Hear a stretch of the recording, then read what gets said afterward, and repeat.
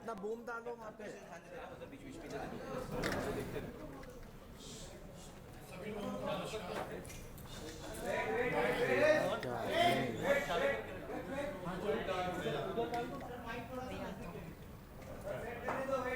जल्दी डालो यार।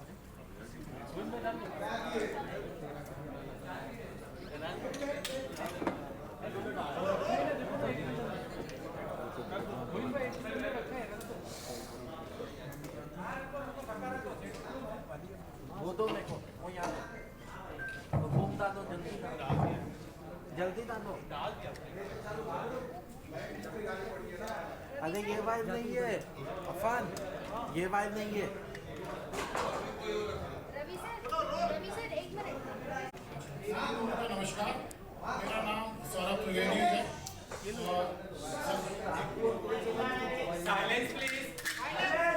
जब आप लोग बता दीजिएगा तब हम शुरू कर देंगे, लेकिन आज जीवन में आधा एक घंटा आपका बहुत शांति में चाहूंगा सपोर्ट के साथ।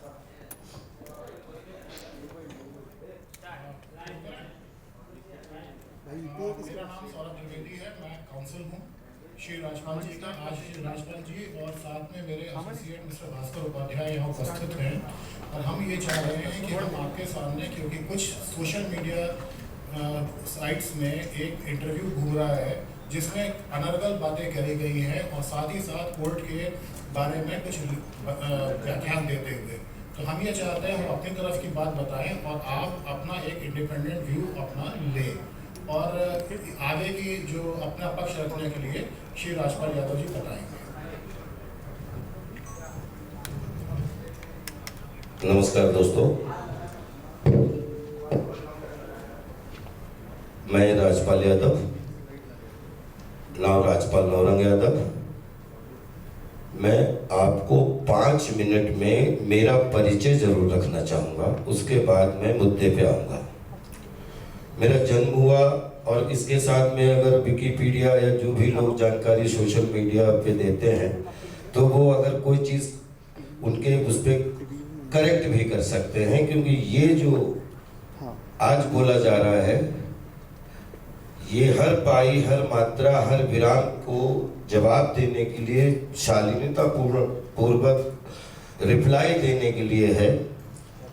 राजपाल यादव का जन्म हुआ 16 मार्च, मुंशी जी ने 8 जनवरी रख दिया 71। राजपाल ने प्राथमिक शिक्षा कुंडरा, सुनासीनाथ जूनियर हाई स्कूल बंडा, जूनियर हाई स्कूल ढगा घनश्याम, फिर उसके बाद शाहजहांपुर सरदार पटेल कॉलेज, फिर उसके बाद राजकीय इंटर कॉलेज में जब पहुंचे तो 87 आ गया था। 88 में राजकीय इंटर कॉलेज में हमने एक विज्ञान स्टूडेंट के रूप में हमने एडमिशन लिया। उसी समय एक पेपरों में निकला कि अप्रेंटिस चाहिए। इसके पैरेलल में थिएटर चालू कर चुका था, क्योंकि मैं स्कूल कॉलेज छोटे छोटे सब में कुछ ना कुछ वाद विवाद प्रतियोगिता या कुछ ना कुछ चुटकुला सुनाने की मुझे आदत थी। जब 9th में 10th में प्रॉपर शाहजहांपुर में रहने लगा तो उस समय कोरोनेशन आर्ट थिएटर शाहजहांपुर, माननीय दिलीप आनंद जी, कृष्णा कुमार श्रीवास्तव जी ने जरीब मलिक आनंद से मिलवाया कि लड़का अच्छा है, अभी हाई स्कूल 11th किया है, ये थिएटर करना चाहता है। मैंने सर थिएटर ज्वाइन किया। विभा मिश्रा जी के निर्देशन में एक नाटक किया, अंधेर नगरी, चौपट राजा, टकासेर भाजी, टकासेर खाजा। ये बात 87-88 की है। उस समय 15-16 साल की उम्र थी, 17 साल की जो भी, और साथ में थिएटर करने लगा और कक्षा 6 से अपनी किताबों की व्यवस्था अपने गांव में अपने पिताजी के साथ कैसे धान गड़ाने हैं, कैसे घास काटनी, कैसे जानवर चलाने हैं, कैसे दूध बेचना है, कैसे पढ़ाई हर कीमत पे करनी है। बड़ा परिवार बचपन से ही था, तो ऐसे करते करते फिर बड़े भाई ने ट्यूशन पढ़ाना शुरू कर दिया, सबने खेती बाड़ी करना शुरू कर दिया और पूरे परिवार ने मिलके अपने अपने माता पिता से लेके अपने अपनी यथा स्थिति अनुसार 10 रुपए से लेके और 1000 तक सभी भाइयों ने देने का प्रयास किया, जिसकी वजह से अपन 90 तक पहुंच पाए। वहां पे निकली जगह की अप्रेंटिस चाहिए। मैंने उसमें फॉर्म भर दिया, उसमें 4000 बच्चे बैठे, मेरा सिलेक्शन हो गया। और जब सिलेक्शन हुआ तो पता लगा कि मैं फौजी टेलर बन चुका हूं। भारत सरकार रक्षा मंत्रालय के अधीन चलने वाली आयुध वस्त्र निर्माणी का मैं अब वो छात्र हूं जिसने 29वें बैच का तमगा शील्ड ले ली है। और वो हाई स्कूल पास करने के बाद मांगी जाती थी। तो वहां पे मुझे ये चीज की, ये आज मेरा पूरा बैच अपने परिवार के साथ में शाहजहांपुर में आयुध वस्त्र निर्माणी रामलीला मैदान में आज पूरा बैच अपने बच्चों के साथ जीवन यापन कर रहा है और पेंशन तक पूरी व्यवस्था है। तो यहां तक इसलिए कि जो लोग बोलते हैं कि राजपाल यादव रोटी कपड़ा और मकान, दाल चावल रोटी और शिक्षा स्वास्थ्य संस्कार आचरण व्यवहार, ये सारी चीजें 1990 तक मैं अपने जीवन भर के लिए अपनी व्यवस्था कर चुका था। अब मेरी भूख नहीं भरी थी। मुझे अंगद का रोल करने का मौका मिला, वहां मनोरंजन के स्टेडियम ऐसा पैर जमा कि मैं वो नौकरी तो भूल गया साहब। मैंने कहा फौजी तो नहीं बन पाया, लेकिन फौजी टेलर का तमगा लेके अब अगर कपड़े भले न सिल पाऊं, लेकिन आसमान में इतने शब्द घूम रहे हैं ब्रह्मांड तक, उनको सिलने का काम अब अभिनेता के रूप में ही करूंगा। तो राजनीति भी उस समय खूब मोहल्ले लेवल पे करते थे, उसका बहुत शौक था, अभिनीति का बहुत शौक था। और इधर आयुध वस्त्र निर्माणी का मैं एक प्रॉपर फौजी टेलर हो गया था। सब शाहजहांपुर में छोड़ दिया कि मेरी भूख, मेरे मन की भूख कैसे मिटेगी। उसको एक ही चीज शांत कर सकती है, वो मेरी आर्ट है। मैं शाहजहांपुर से लखनऊ भारतीय नाट्य अकेडमी पहुंचा। 92, 93, 94 मैंने वहां पे बिताया और फिर भी मेरा मन नहीं भरा। मुझे लगा कि पूरा विश्व में जो 70 mm है, जो सबका मिशन होता है, बहुत बड़ा पर्दा है। मैं 94 में मैंने जो है NST में ट्राई किया और 2 लाख फॉर्म आते हैं, जहाँ पे आपको पता है। उसमें मुझे 20 लड़कों में और लड़कियों में जगह मिल गई और 94 से 97 मुझे NST करने का सौभाग्य मिला। सौभाग्य मिलने के बाद में मैं एक नाटक था विज्ञान शाकुंतलम, मैं श्रीलंका गया और श्रीलंका से मैं लौट के आया। तो 1997 30 जून को मैं मुंबई आया, बोरीवली उतरा, गोरेगांव ईस्ट बनराई कॉलोनी में हम 10-12 लड़के आए थे, जिसमें लड़की थी, लड़के थे, 2-3 कमरों में रहते थे। वहां से हमारी जिंदगी अब हम मुंबई की जिंदगी 97 to 2005, इसमें 3 साल टेलीविजन, 97, 98, 99 में लग लकीरें, दिल क्या करे और शूर और जंगल फिल्म मिली। 2000 में जंगल रिलीज हुई और जंगल में कहो ना प्यार है कि ऋतिक रोशन साहब को बेस्ट एक्टर मिला और मुझे बेस्ट नेगेटिव एक्टर फॉर जंगल के लिए मिला। और यहाँ पे मुझे समझो बॉलीवुड का, भारतीय सिनेमा का सब कुछ मिल गया, क्योंकि जिसकी शक्ल देख ली, जिसकी अकल देख ली, जिसका अभिनय देख लिया, मेरे लिए भारतीय सिनेमा ने उसी दिन 500 जन्म जीने का अवसर दे दिया। 2005-2003 मेरी शादी हुई। 2005-6 तक लगभग 50 फिल्मों में कभी एक्शन कट और दूसरी तरफ 99 में एक ऐसी घटना हुई जिसमें परम पूजनीय शास्त्री जी श्री दत्ता जी देव प्रभाकर जी शास्त्री, जिनको हम सब प्यार से दत्ता बोलते थे। मैं 99 में आया, मैं लग लकीरें की शूटिंग करके आया। मैंने चैनपुर फोन किया, मानी राणा साहब की बड़ी बहन जो हम सबकी प्यार की दीदी थी, उन्होंने कहा हो आ जाओ। मैं पहुंचा, मुझे दीक्षा का मतलब नहीं पता था और मेरे कान फूंक दिए गए। और दत्ता जी हमारे अब जीवन के दर्शक बन गए, निर्देशक बन गए और मैं इधर एक्शन कट में बिजी हुआ। तो जैसे एक्शन कट 3-3 शिफ्टों में एक्शन कट और उधर चाहे देश के किसी मुंबई से लेके प्रयागराज से लेके संस्कार टीवी इस बात का गवाह है कि धर्म की जय हो, अधर्म का नाश हो, प्राणियों में सद्भावना हो, विश्व का कल्याण हो। एक तरफ ये नगरी चल रही थी, पटरी चल रही थी और एक तरफ एक्शन कट की पटरी चल रही थी। 2006-7 तक जब 50 फिल्मों में काम करने का सौभाग्य मिला तो मैंने अपनी पत्नी से सलाह की कि अब हम लोगों को क्या करना चाहिए। तो मेरी पत्नी ने कहा कि आपके घर में आपका ड्रीम क्या था? बोले कि हमने कहा था कि मेरे माँ बाप बगैर पढ़े लिखे हैं, लेकिन शाहजहांपुर रोहिलखंड की धरती में मैं चाहता हूं कि मेरी नेक्स्ट जनरेशन जो हो वो मुख्य धारा से जुड़ी होनी चाहिए, वो बिल्कुल उसको अंग्रेजी की जगह अंग्रेजी बोलनी आनी चाहिए, मराठी की जगह मराठी बोलनी आनी चाहिए, गुजराती की जगह गुजराती बोलनी आनी चाहिए, हिंदी की जगह उसको हिंदी बोलनी चाहिए, और राष्ट्रभाषा मातृभाषा हर भाषा, क्योंकि 36 स्टेट की भाषाओं में बच्चों को सर्वाइव करना आना चाहिए। सारा जिम्मा धर्मपत्नी ने ले लिया। और मैं इस बीच मेरे इतने यूपी दिल्ली, क्योंकि 36 स्टेट, इतने लड़कों के मुझे फोन आने लगे, और मैंने ये सोचा कि मैं तो अभिनेता हूं, अभिनेता रहूंगा, लेकिन कोई ऐसा प्लेटफॉर्म खोला जाए जिसमें फिल्म भी करता रहूं। लेकिन हमारी आदत, जब से हम यहाँ पे सरवाइव कर रहे हैं, एक्शन कट बोला जाता है, 200-250 लोगों घर चलते हैं।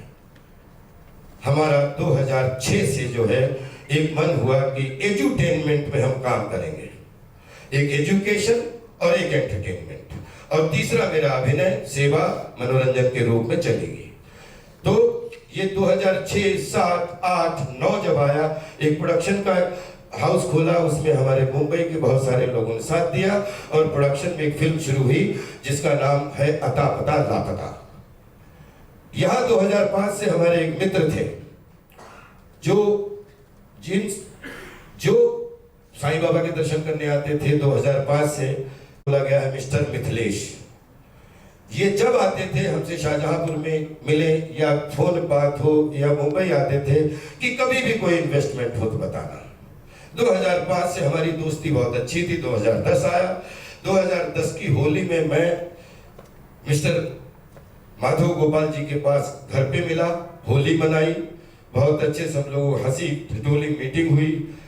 और दूसरी चीज, मैंने बड़ा बड़े भाई की तरह, क्योंकि हमारे शाहजहांपुर के बड़े धनी व्यक्तियों में सबसे एक हैं, और उन्होंने खूब अच्छे सम्मान के साथ में ये तय हुआ कि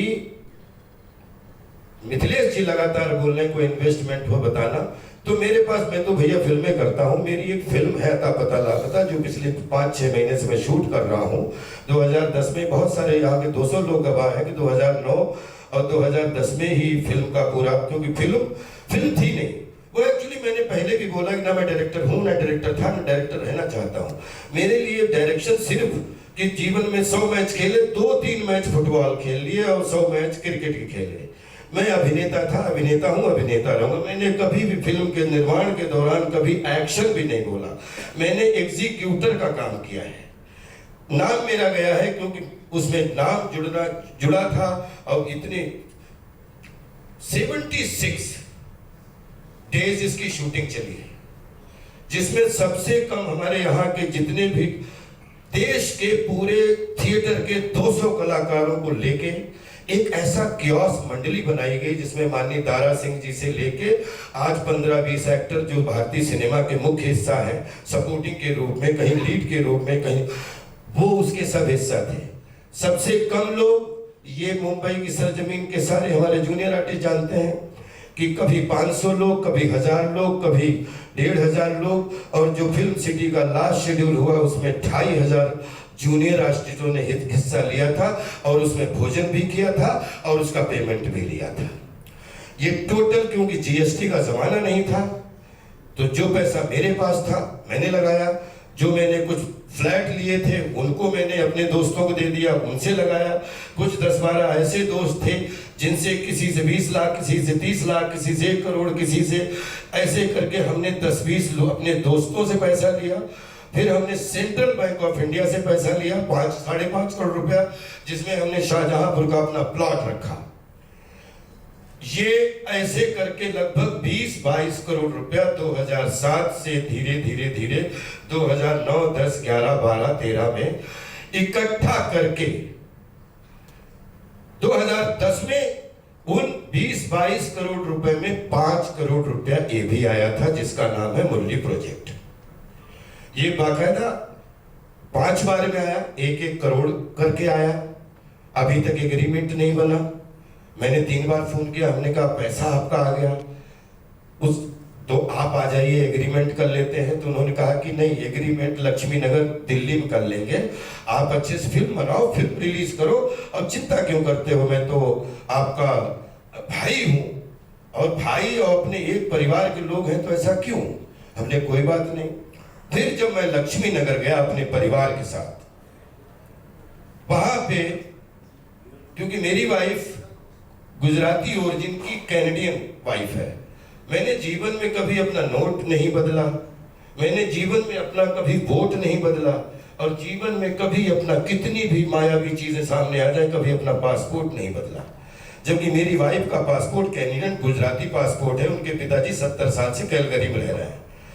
मैंने कहा कि आप अपना पासपोर्ट रखिए, मेरा अपना पासपोर्ट रहेगा, क्योंकि मुझे अगर ससुराल भी जाना है तो मुझे वापसी का टिकट फिल्मों की तरह पहले चाहिए, तभी मैं आ पाऊंगा, नहीं तो मैं अब, क्योंकि मुझे नहीं लगता है कि सातों समंदर में कोई भी ऐसी धरती है जो राज्यपाल को घर तो दे सकती है, लेकिन आनंद प्राप्ति इस मिट्टी में है जिसमें प्रयागराज का मेला है जिंदगी में, कांस फिल्म फेस्टिवल की जो है पूरा क्रिएटिविटी का कुंभ है, और भारत रंग महोत्सव हमारे दिल्ली का जो है थिएटर का कुंभ है।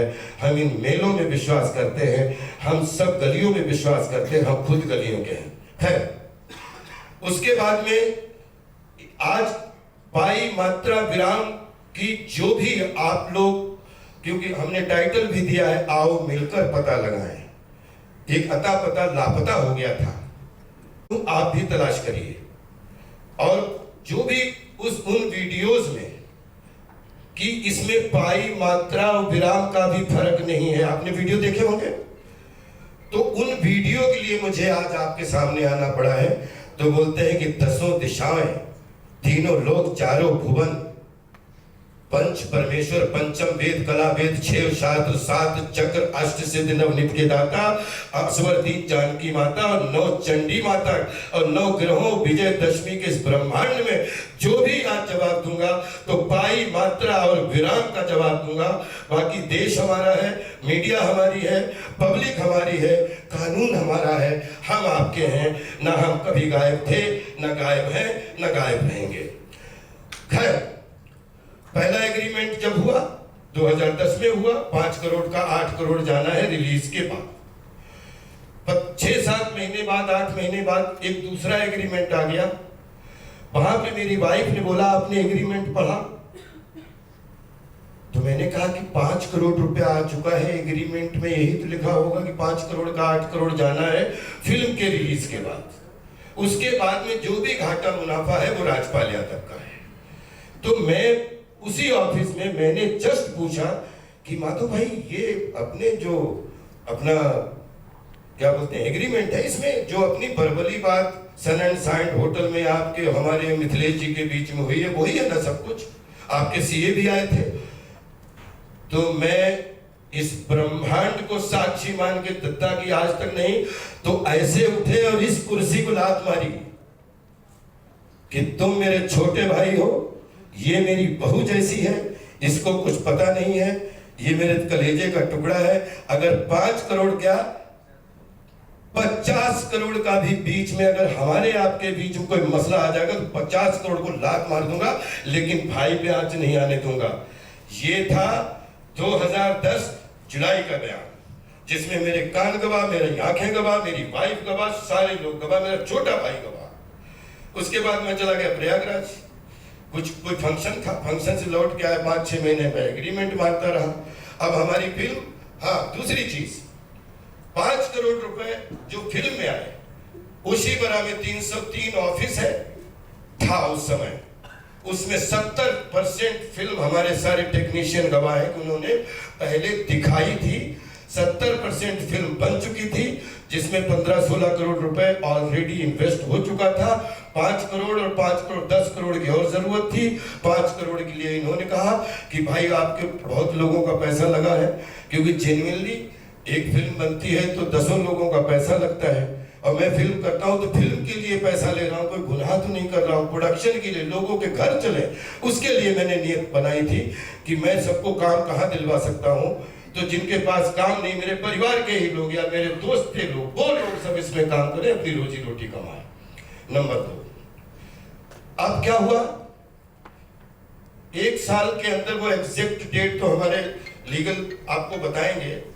दूसरा एग्रीमेंट आ गया, बोले फिल्म 6 महीने लेट हो गई, 5 का 9.5 करोड़। तो हमने कहा कैसा कर रहे हो, फिल्म बहुत, अब तो बिल्कुल फिल्म डिस्ट्रीब्यूशन पे जाने वाली है, पोस्ट प्रोडक्शन, क्योंकि इतना ब्रॉडवे टाइप थिएटिकल है मामला, पता नहीं ये सफल होगा कि असफल होगा, लेकिन India video, satellite channel, Doordarshan, फलाना ढिमाका, कॉलर ट्यून, आपका एक पैसा वापस होगा। इन्होंने 9.5 पे हमारा एग्रीमेंट साइन करा लिया। बोले थोड़ी लेट हो रही तो पैसा निपटाओगे तो 7.5 ले लूंगा 8 का, लेकिन अभी 9.5 पे कर दो।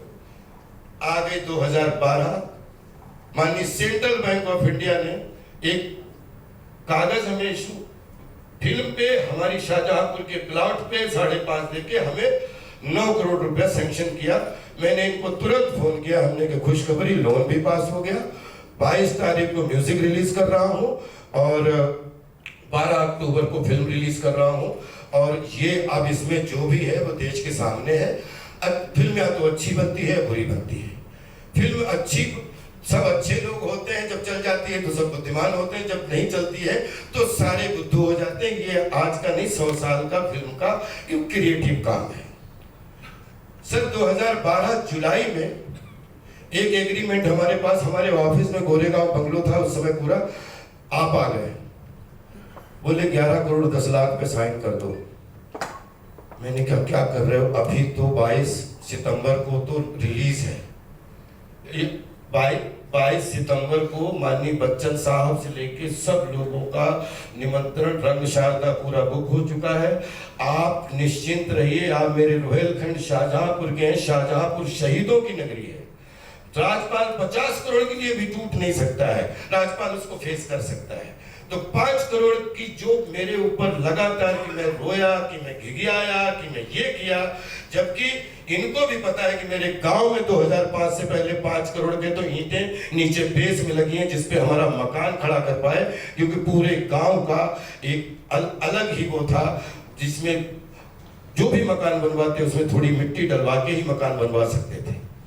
तीसरा एग्रीमेंट 2012 में आया, रुपए उसमें लिखे थे, और विश्वास करिए मेरी वाइफ और सबका मुंह उतर गया, लेकिन हमने कलेजे पे हाथ रख के ये बोले कि 7.5 भी ले लूंगा, लेकिन आप कर दो। ये थोड़ा होता है मतलब हमारे सीए और हमारे इनको दिखाने के लिए बहुत जरूरी है।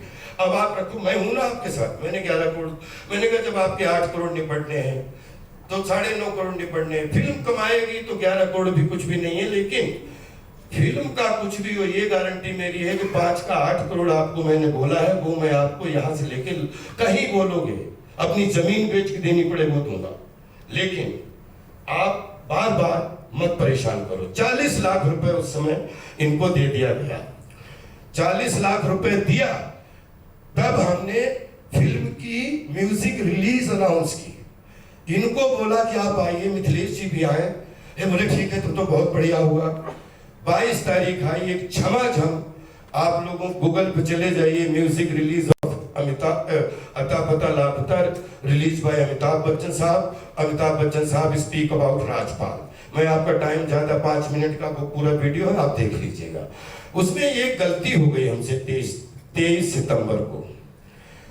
क्या हुआ, इतना बड़ा मेरी जिंदगी का फंक्शन हो रहा था, मैं 87 से लेके और 2012 तक कुछ ऐसे इंस्टीट्यूट, चाहे वो हमारा आयुध वस्त्र निर्माणी हो, चाहे वो कोरोनेशन आर्ट थिएटर हो, भारतीय नाट्य अकेडमी हो, और नेशनल स्कूल ऑफ ड्रामा हो, या मेरे DD1 का पहला एक्शन बोलने वाले दयाल निहलानी जी हो, ऐसे हमने 10 लोगों को उस सेरेमनी में बुला लिया।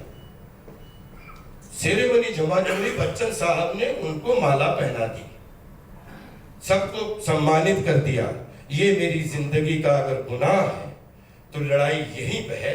यही मैं पिछले 10 साल से, क्योंकि अगर ये पाई मात्रा विराम नहीं आता तो शायद मैं आपके सामने बैठा नहीं होता। ये क्या हुआ, 23 सितंबर को मेरे पर्सनल सेक्रेटरी थे मेहुल को एक फोन आता है कि मैं शाहजहांपुर से बोल रहा हूँ, माधव गोपाल बोल रहा हूँ, कर लिया सब नन्हुओं को। ये शब्द, क्योंकि उस समय रिकॉर्डिंग नहीं थी तो यही शब्द होते कि सब नन्हुओं को माला पहनवा के बच्चन साहब से खुशी मिल गई। अरे मैंने कहा मेरा सगा बड़ा भाई जिसने मुझे ट्यूशन पढ़ा के बड़ा किया, वो सेरेमनी में बैठा था, उसको माला नहीं पहनवाई।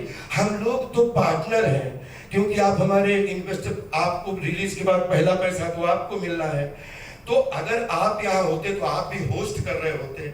अगर आप बोलते माला मेरा कुछ नाम हो जाता शाहजहांपुर की गलियों में, तो मैंने कहा बिल्कुल आप आए क्यों नहीं, क्योंकि आपको तो 8 दिन पहले से मैं लगातार मैंने बताया कि मिथिलेश जी आप आइए, तो आप नहीं। अगर हम लोग पार्टनर थे तो मुझे नहीं लगता अपने घर में किसी मेहमान को बुला के मुंह मीठा मिट्ठू होना। मैंने अपने लिए भी माला नहीं पहनी।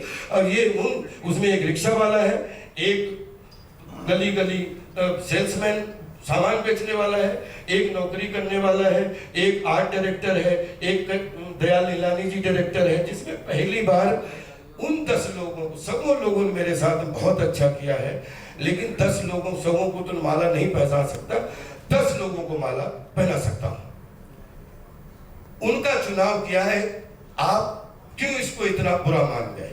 बोले 1,500 करोड़ का आदमी उस समय, क्योंकि मेरे कान कभी भी झूठ नहीं बोल सकते। दुनिया की किसी भी मशीन में मैं खुद एग्जाम देने के लिए तैयार हूं। 1,500 करोड़ का आदमी हूं। अब तो छोड़ दो, आधा पैसा मिथिलेश जी का लगा है, आधा मेरा लगा है, और अब तो तुम छोड़ दो, अब तुमसे कोर्ट में मिलता हूं।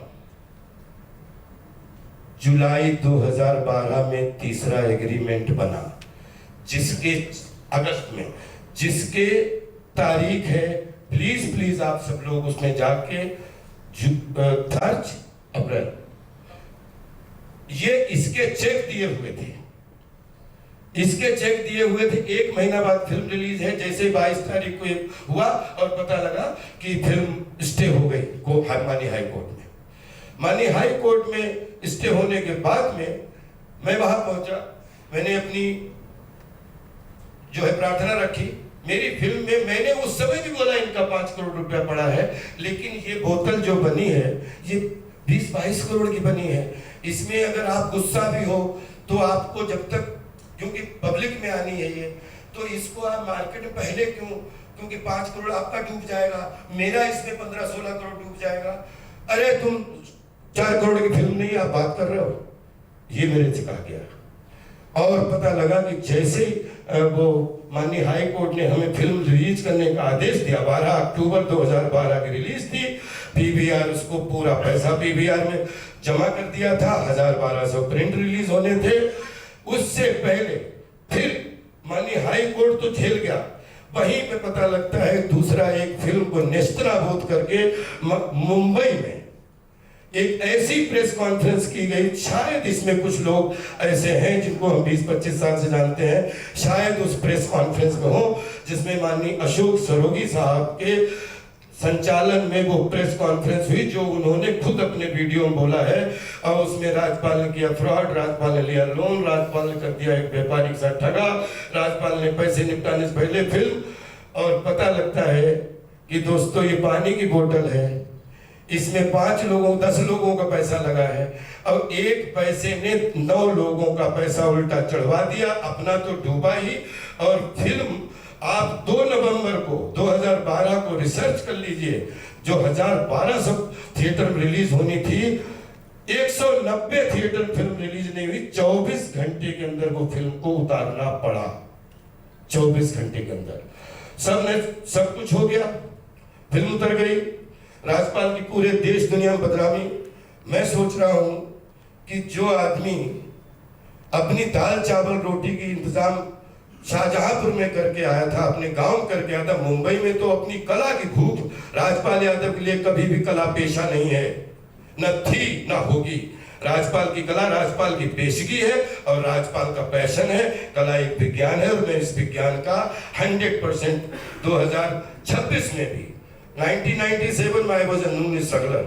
In 2026 I am well known beginner. एक चीज सर, बस 5 मिनट और ये लेना चाहूंगा। ये 2013 के यहां तक ये किस्सा हुआ, तो मैंने 5 करोड़ जो रुपया लगाए, इनके 5 करोड़ वो सब में दिखाए और बाकायदा वो खर्चा है। थोड़ा टाइम दीजिए। बहुत अच्छा मौका मिल गया है कि मेरे ऊपर ये भी इल्जाम लगा कि वो फिल्म तो बहुत छोटी है। 2-2, 2.5 मिनट के मैं वर्टिकल के रूप में लगभग 10-20 वो कटवा रहा हूं। उसमें आपसे ये सहानुभूति नहीं चाहिए कि फिल्म कैसी है। फिल्म तो गंदी अच्छी हो सकती है, लेकिन इस बात को जरूर जज करना कि इसमें जो मैं 20-22 करोड़ रुपया बोल रहा हूं लगा है कि नहीं लगा है। 2013 जैसे ही आया, 2013 के बाद में 2014 में हमारी जो 3 दिन फिल्म ना चले तो लोग पूछते नहीं है। 2012-13 में ये काम शुरू हुआ और 14 में मुझे राइट्स मिले 1.25 साल के बाद कि आप अपनी फिल्म चाहो बेच सकते हो, कुछ भी कर सकते हो, वो कर सकते हो। 2014 से टेक्निकली रूप से माननीय हाई कोर्ट में, क्योंकि मैं हाई कोर्ट अपने देश का कानून कल भी रिस्पेक्ट करता हूं, करता रहूंगा, और माननीय हाई कोर्ट जो भी हमें आदेश देगा राज्यपाल उसके लिए खड़ा मिलेगा। लेकिन मैं जो ये बात कर रहा हूं कि मेरा इंटेंशन और ये पाई मात्रा और विराम का इंटेंशन क्या था, अगर ये क्लियर हो जाएगा तो हमारा आपके सामने यहाँ बैठना सार्थक हो जाएगा। प्लीज 2014 से लेकर 2016 तक ये चेकों का मामला आप समझा दीजिए प्लीज।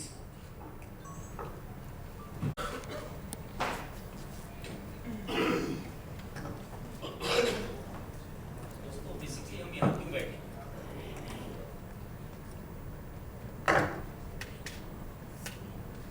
हेलो दोस्तों, बेसिकली हम आज यहाँ क्यों बैठे? क्योंकि ये केस 2012 से चल रहा है और 2016, 2026, ये 2026, 12, 16, 26, ये 3 डेटें कम से कम आप लोग की, अभी भी ये केस सब जुडिस है, तो हम फैक्ट्स के ऊपर जो कोर्ट में है उसके ऊपर ज़्यादा बात नहीं करेंगे, लेकिन हम कम से कम हमारे यहाँ बैठने का कारण आपको जरूर बताएंगे। और हमारे यहाँ बैठने का कारण जो इसके अंदर शिकायत करता है माधव गोपाल वर्मा जी, उनकी माधव गोपाल जी, इन्होंने जो सोशल मीडिया के ऊपर एक इंटरव्यू हाफ एन आवर, आधे घंटे का जो एक इंटरव्यू उन्होंने पोस्ट किया है जो कि बहुत वायरल हो रहा है, अब वही कारण है जिसकी वजह से हम आज यहाँ बैठे, जिसके अंदर उन्होंने जो भाई साहब ने शब्द बोले राज्यपाल जी ने कि कई बार यह भगवान की कसम और ऑनरेबल हाई कोर्ट्स के जजेस के नाम ले लेकर के और कोर्ट का नाम ले लेकर के ये कहा है कि इन जो भी वो कह रहे हैं उसमें किसी भी मात्रा, पाई और विराम का भी अंतर नहीं है। हम उसका खंडन करने के लिए बैठे हैं। हम आपके सामने वो फैक्ट्स रखेंगे, वो सच रखेंगे, आपको बताएंगे कि किस प्रकार से मात्रा, विराम ही नहीं, अक्षर से अक्षर उन्होंने झूठ बोला है। उन्होंने माननीय कोर्ट का नाम लेकर के, जस्टिस साहब का नाम लेकर के कि झूठे फैक्ट्स आप लोगों के सामने परोसे हैं और इनको बदनाम करने की कोशिश की है। आज 14 सालों के बाद हमें आप लोगों के सामने कम से कम आके ये बात और फैक्ट्स, क्योंकि हमारे पीछे टाइटल भी है कि आओ पता लगाए सच्चाई क्या है। कोई कुछ कह रहा है, कोई कुछ कह रहा है, कोई कह रहा है 10 करोड़ लिए, किसी ने कहा 20 करोड़ लिए, किसी ने कहा राज्यपाल जी ने फ्रॉड किया। तो कम से कम मैं चाहता हूं कि एक बार वो उनका जो वीडियोस उन्होंने पोस्ट की है उसकी जो मुख्य बातें हैं वो मैं आपको बताऊं, और जो फैक्ट्स है वो मैं लेके आया हूं। हम सिर्फ अपने मुंह से, जबानों से बात नहीं करेंगे। हम जो भी आपसे बात करेंगे हमारे पास डॉक्यूमेंट्स है, इसके बाद हम आपको वो डॉक्यूमेंट्स भी देंगे, हम आपको साक्ष्य देंगे, हम आपको एविडेंस देंगे कि सच क्या है और झूठ क्या है। उन्होंने क्या कहा, उन्होंने जो पहली बात कही कि 5 करोड़ रुपए उन्होंने इस फिल्म में लोन दिया। ठीक है, लोन दिया, वो एग्रीमेंट जो पहला एग्रीमेंट कराया उसके बारे में राज्यपाल जी ने आपको बताया होगा। पहला एग्रीमेंट में 5 करोड़ के वो 8 करोड़ रुपए ले रहे थे। 3 करोड़ रुपए 11 महीने का ब्याज था। आप मुझे बता दें हमारे हिंदुस्तान के किस कानून के अंदर 60% का ब्याज लगता है? क्या किसी लोन एग्रीमेंट में 60% का ब्याज है? वो रो रो के कह रहे हैं कि उनके भी लोन चल रहे हैं। अगर अग्रवाल साहब एक हमें अपना एग्रीमेंट दिखा दें जिसमें वो 60% का ब्याज भर रहे किसी बैंक को या किसी पर्सनल आदमी को, तो हम मानेंगे उनकी बात में मात्रा और विराम का भी सच्चाई है। 60% का ब्याज, ये इन्वेस्टमेंट, ये लोन, ये पैसे जो लगे इस पिक्चर में, मैं अभी आपके सामने रखूंगा ये फैक्ट्स, जिससे ये साबित होगा कि ये सिर्फ पैसा लेना या पैसे का लेन देन की बात नहीं थी, ये उससे कुछ आगे थी। ये वो एक षड्यंत्र था जो राजपाल जी के साथ हुआ।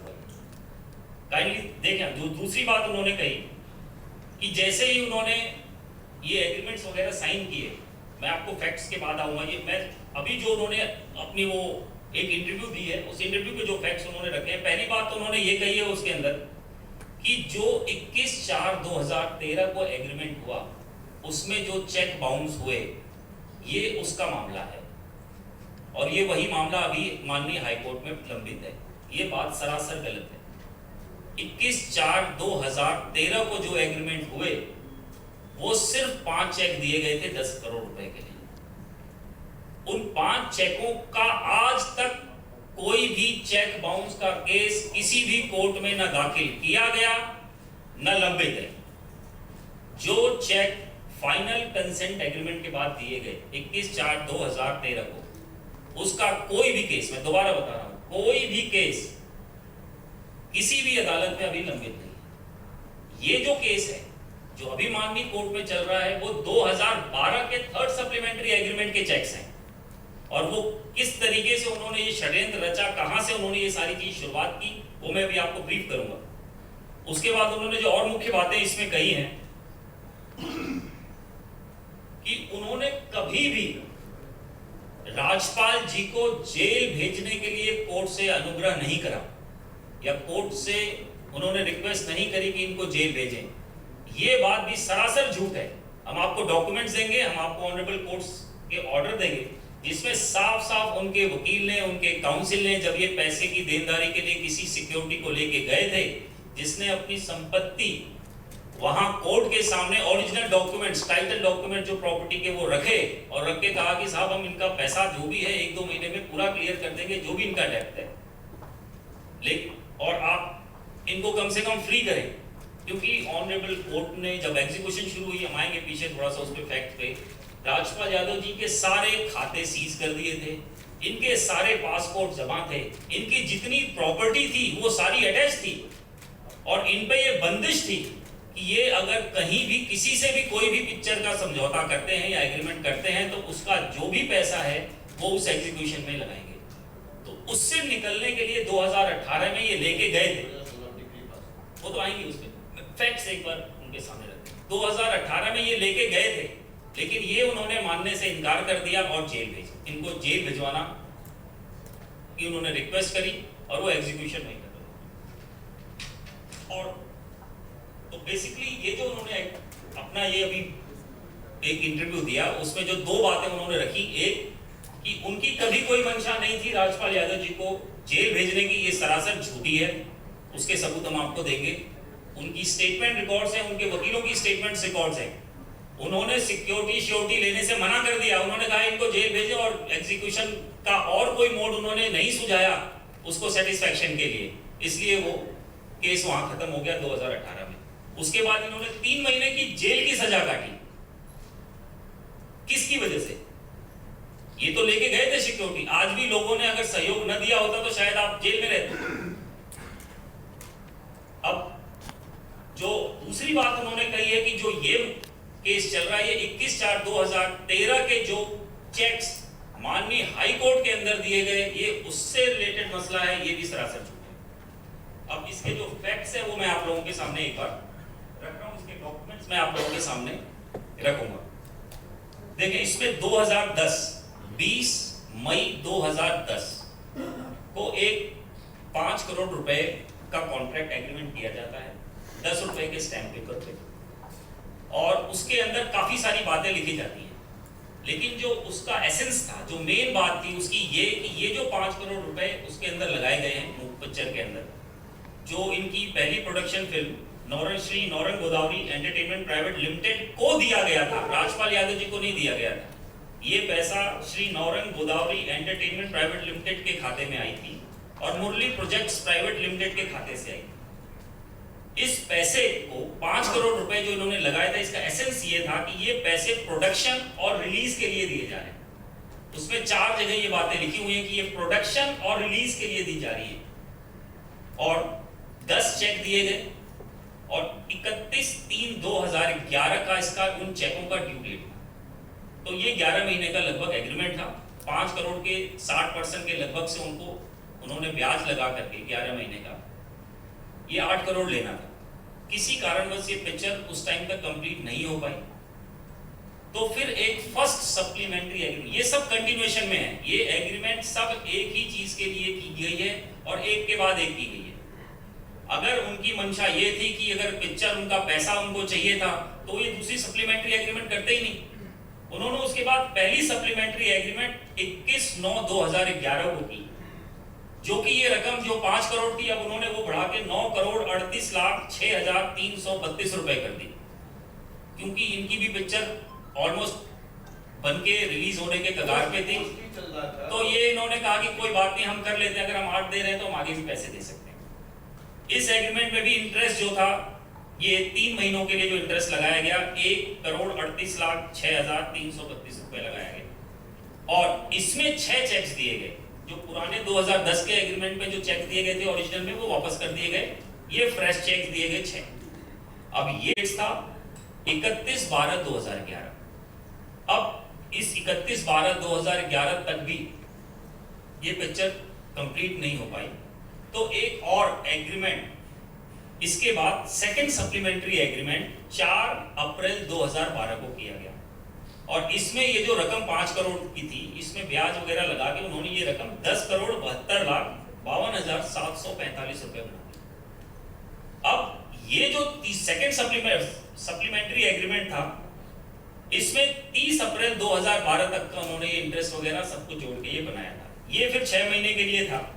इसमें फिर से 11 चेक दिए गए, और जो 2000 फर्स्ट सप्लीमेंट्री एग्रीमेंट के चेक्स थे जो 6 दिए थे वो वापस कर दिए गए। अब यहां से देखें, जहां से षड्यंत्र शुरू होती है, जो भाई साहब ने भी बताया कि 9 अगस्त 2012, ये बहुत जरूरी है डेट। इसमें क्योंकि वो पिक्चर जो सेकंड सप्लीमेंट्री एग्रीमेंट था वो 30 सितंबर 2012 तक का था, तब तक कंप्लीट नहीं हो पाई, तो एक और एग्रीमेंट किया गया जो कि थर्ड सप्लीमेंट्री एग्रीमेंट कहलाया। ये थर्ड सप्लीमेंट्री एग्रीमेंट में जो 5 लाख की रकम थी वो बढ़कर 11,10,60,350 रुपए बन गई। अब आप देखें, ये लोन है और ये हमारे हिंदुस्तान में चल रहा है। ये सब 60% का ब्याज, 5 करोड़ के 11 करोड़, और पैकेज वो तो फंसे हुए थे, वो तो देंगे, वो एग्रीमेंट करेंगे, लेकिन हम इन्हें उससे भी समस्या नहीं थी, इन्होंने साइन किया, इन्होंने कभी उससे इनकार किया नहीं। लेकिन समस्या कहां शुरू हुई? षड्यंत्र हुआ ये जो थर्ड सप्लीमेंट्री एग्रीमेंट किया गया यहां से। अब इसमें जो मुख्य बातें हैं वो मैं आप लोगों को बताना चाहता हूं, और यही है वो चेक्स, यही है वो सब जुडिस चेक्स जो अभी ऑनरेबल कोर्ट में है, तो इसलिए इस पे ज्यादा मैं फैक्ट्स पे बात नहीं करूंगा, सिर्फ आपको इसके जो महत्वपूर्ण चीजें हैं वो बताऊंगा। इस एग्रीमेंट के तहत 8 चेक दिए गए थे। पहला चेक 60,60,350 रुपए का, और उसके बाद और 7 चेक 1.5 करोड़ रुपए के दिए गए थे। और जो इंपॉर्टेंट चीज है कि जो ये 60,60,350 रुपए थे, जब ये थर्ड सप्लीमेंट्री एग्रीमेंट किया गया 9 अगस्त 2012 को, तब तक 40 लाख रुपए माधव गोपाल जी को ऑलरेडी राजपाल जी ने दे दिए थे। इसीलिए ये एग्रीमेंट हुआ। ये किसी के रोने धोने यहाँ पे आकर के ये जो जिस तरीके से उन्होंने ये सारी अपनी स्टेटमेंट में कहा है कि हम वहां रोए, आंसुओं से रोए, और ये सारी बातें झूठी हैं। कोई आदमी आंसुओं से भी रो रहा है, और 5 करोड़ के 9 करोड़ और फिर 10 करोड़ और फिर 11 करोड़ भी बना रहा है। ये दोनों बात एक साथ नहीं चल सकती है। या तो वो आंसुओं से रो रहे थे या राजपाल जी आंसुओं से रो रहे थे, ये आपको ये कागज बता रहे हैं कि कौन आंसुओं से रो रहा था। अब इसकी जो मुख्य बातें थी कि इस चेक के अंदर तब तक, क्योंकि सितंबर, ये अगस्त 2012 के एग्रीमेंट है, सितंबर 2012 में इनकी म्यूजिक लॉन्च होनी थी, जो कि उन्होंने बताया अमिताभ बच्चन साहब लॉन्च करने वाले थे, और अक्टूबर 2012 में फिल्म रिलीज की डेट तय हो गई थी। ये सारी बातें इनको पता थी बहुत अच्छे से, इसीलिए ये सारे चेक्स जो दिए गए, इनका जो ड्यू डेट्स हैं वो 15 जनवरी 2013, 31 जनवरी 2013, 16 फरवरी 2013, 18 फरवरी 2013, 21 फरवरी 2013, 25 फरवरी 2013, 28 फरवरी 2013, ये ड्यू डेट्स थे चेक्स के। अब इन्होंने क्या किया? अब ये षड्यंत्र देखे कहां से शुरू होता है। जैसे इन्होंने ये एग्रीमेंट किया अगस्त में, सितंबर में माधव गोपाल अग्रवाल जी माननीय हाईकोर्ट पहुंच जाते हैं, ये कहते हुए कि साहब हमने तो ये एग्रीमेंट किया है, हमारे पैसे दिलवा दिए जाएं। जिसकी ड्यू डेट, जिन चेक्स की ड्यू डेट अभी आई भी नहीं थी, ये चेक अभी बाउंस भी नहीं हुए थे, उन चेक्स की रिकवरी के लिए वो सीधे हाई कोर्ट पहुंच गए कि हमें ये पैसे के राइट, इनके फिल्म की राइट या तो हमें दिला दिया जाए। और माननीय हाई कोर्ट ने कहा कि राइट्स की तो यहाँ पे जो बात है, उनको नोटिस करने के बाद उनको आग्रह किया कि आपको तो पैसा चाहिए। उन्होंने कहा जी हमें ये पैसा चाहिए। इस एग्रीमेंट को, एग्रीमेंट की तय समय से पहले हाई कोर्ट में जाकर के उन्होंने रिकवरी सूट फाइल कर दी। अब इन्हीं चेक्स को, जो ये रिकवरी सूट उन्होंने 2012 में फाइल की, फाइल करते ही इनको नोटिस हो गया अक्टूबर में, क्योंकि पिक्चर 12 अक्टूबर को रिलीज होनी थी। वहां इनसे एप्लीकेशन दे करके उनकी तरफ से कहा गया कि अगर ये अंडरटेकिंग दे देते हैं लिखित में कि जो चेक इन्होंने 2012 को ये दिए गए हैं ये क्लियर हो जाएंगे, तो हम इनकी मूवी रिलीज कर देंगे, हमें कोई ऑब्जेक्शन नहीं होगा। इन्होंने अंडरटेकिंग दे दी। अब अंडरटेकिंग में इनको ये नहीं मालूम था कि अंडरटेकिंग देने के बावजूद इनकी पिक्चर रिलीज नहीं होगी। अब जैसे इन्होंने अंडरटेकिंग दी, उसमें ये बात आ गई कि आप अब जब तक ये 7 करोड़ रुपए तक चेक क्लियर नहीं होंगे, ये मूवी फिलहाल इसके राइट्स, सैटेलाइट राइट्स और जो भी इसके टेक्निकल चीजें हैं, जो राइट्स वगैरह होते हैं, वो इनके पास नहीं थे, उस पर तब भी रोक थी। वो राइट्स इनको 2014 में जाके मिले, 1.5 सालों के बाद। ये अपनी पिक्चर जो, जिसमें इनके अपने खुद के भी पैसे और बाकियों के भी पैसे लगे हुए थे, माधव गोपाल वर्मा जी अग्रवाल जी के सिर्फ 5 करोड़ रुपए थे। 5 करोड़ रुपए के लिए उन्होंने 22 करोड़ की पिक्चर को जेपरडाइज कर दिया। अब आगे देखें, अब इसमें क्या हुआ। जैसे ही ये कोर्ट में आया ये मामला, इन्होंने अंडरटेकिंग क्योंकि फेल हो गई, पिक्चर ऑब्वियस रेवेन्यू कलेक्ट होके आनी थी, पिक्चर रिलीज हो नहीं पाई, नहीं हो पाई, तो वो अंडरटेकिंग में जो कमिटमेंट्स थी, ये चेक जो जनवरी के थे, ये क्लियर नहीं हो पाए।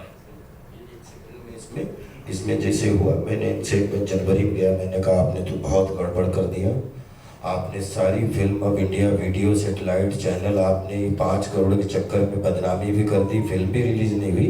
एक काम आप और करो, आप हमें 6 महीने, क्योंकि आपको नॉलेज नहीं है, आप हमें 6 महीने दीजिए।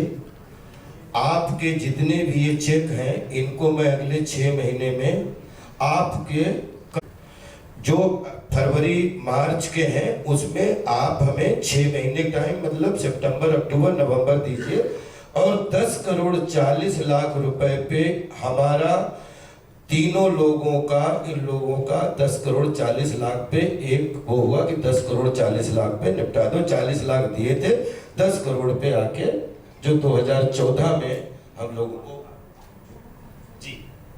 तो जैसे भाई साहब ने बताया, राजपाल जी ने, इसके आगे जब हाई कोर्ट में ये मामला आया, तो फिर से जो ये चेक्स दिए गए थे, ये तो चेक फरवरी 2013 तक के थे, ये तो हम 2018 अगस्त अक्टूबर 2012 में बैठे थे। इन्होंने फिर एक कंसेंट एग्रीमेंट किया, इन्हीं की कंटिन्यूएशन। ये सबसे महत्वपूर्ण, ये महत्वपूर्ण है, जिसकी बात उन्होंने उस वीडियो के अंदर भी कही है। ये जो फाइनल कंसेंट एग्रीमेंट हुआ, ये हुआ था 21/4/2013 को।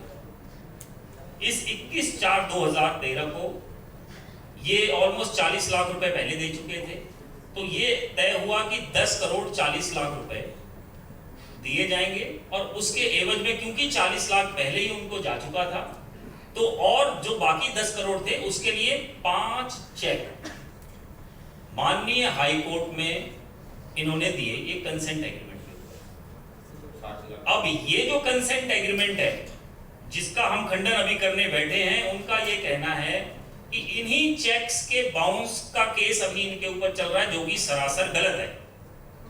ये चेक्स जो फाइनल कंसेंट एग्रीमेंट के साथ दिए गए थे, इन चेक पे आज तक कोई भी 138 NI एक्ट के अंदर मुकदमा दाखिल नहीं किया गया।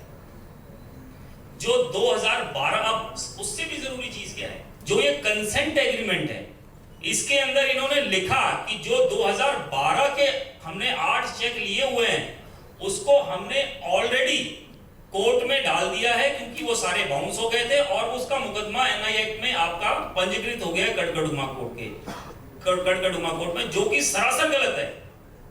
उसमें से 2 केस, जो 7 चेक थे, 8 चेक थे, तो 8 के अलग अलग केस उन्होंने करे।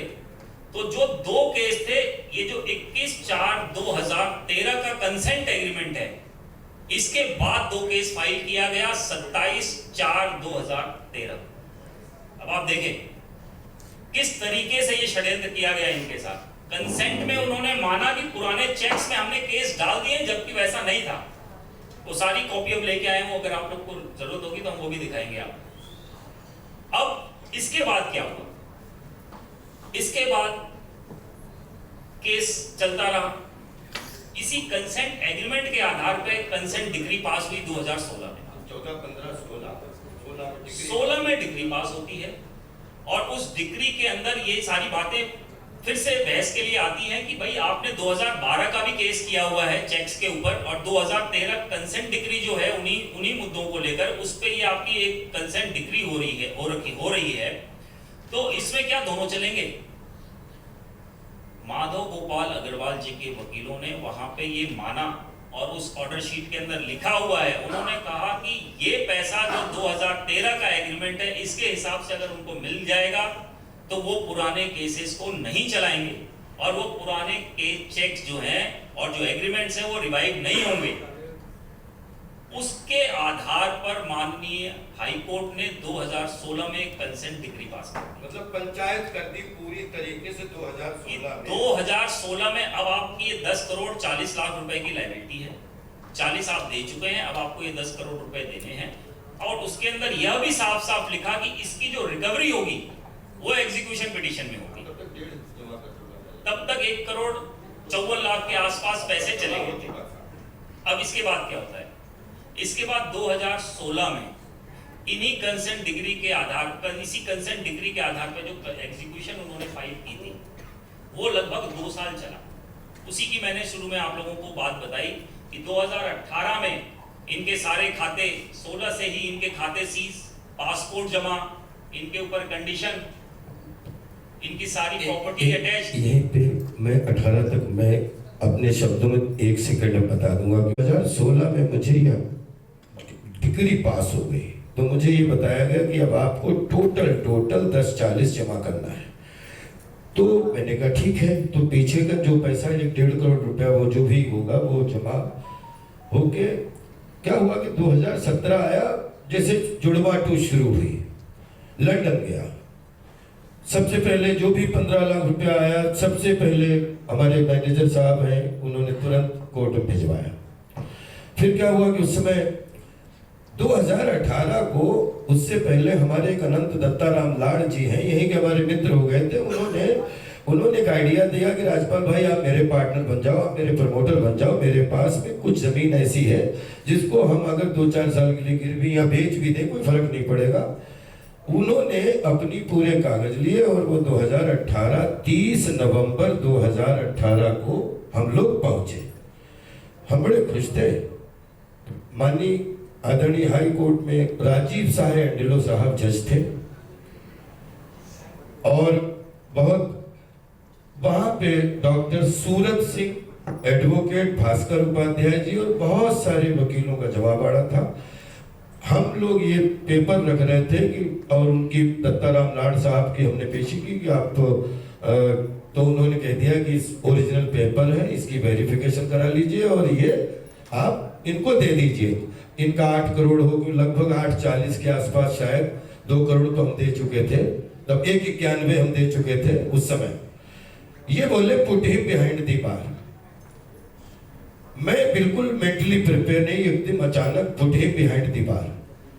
तो सूरत जी और अचानक वहां पे ये ऐसा आप आदेश पढ़ लीजिए, वहां बिल्कुल पंचायत की तरह का बहुत सारे वकीलों के बीच में कि राजपाल यादव डिग्री हो चुकी है, दोनों पार्टियों का जब हो गया 10-40 लगभग उसने जमा कर दिए, बाकी वो जमा कर रहा है। ये ड्यूटी माननीय हाई कोर्ट की है, आपको पैसा दे, आप उसके लिए जेल मांगने लगे, तो अगर वो पैसा वो उसने फिल्म के लिए पैसा कमा के ही आपको देगा, और ये जिम्मेदारी माननीय हाई कोर्ट की है, तो आप अचानक जो है put him behind the bar, ये लाइन बार बार बोल रहे हैं।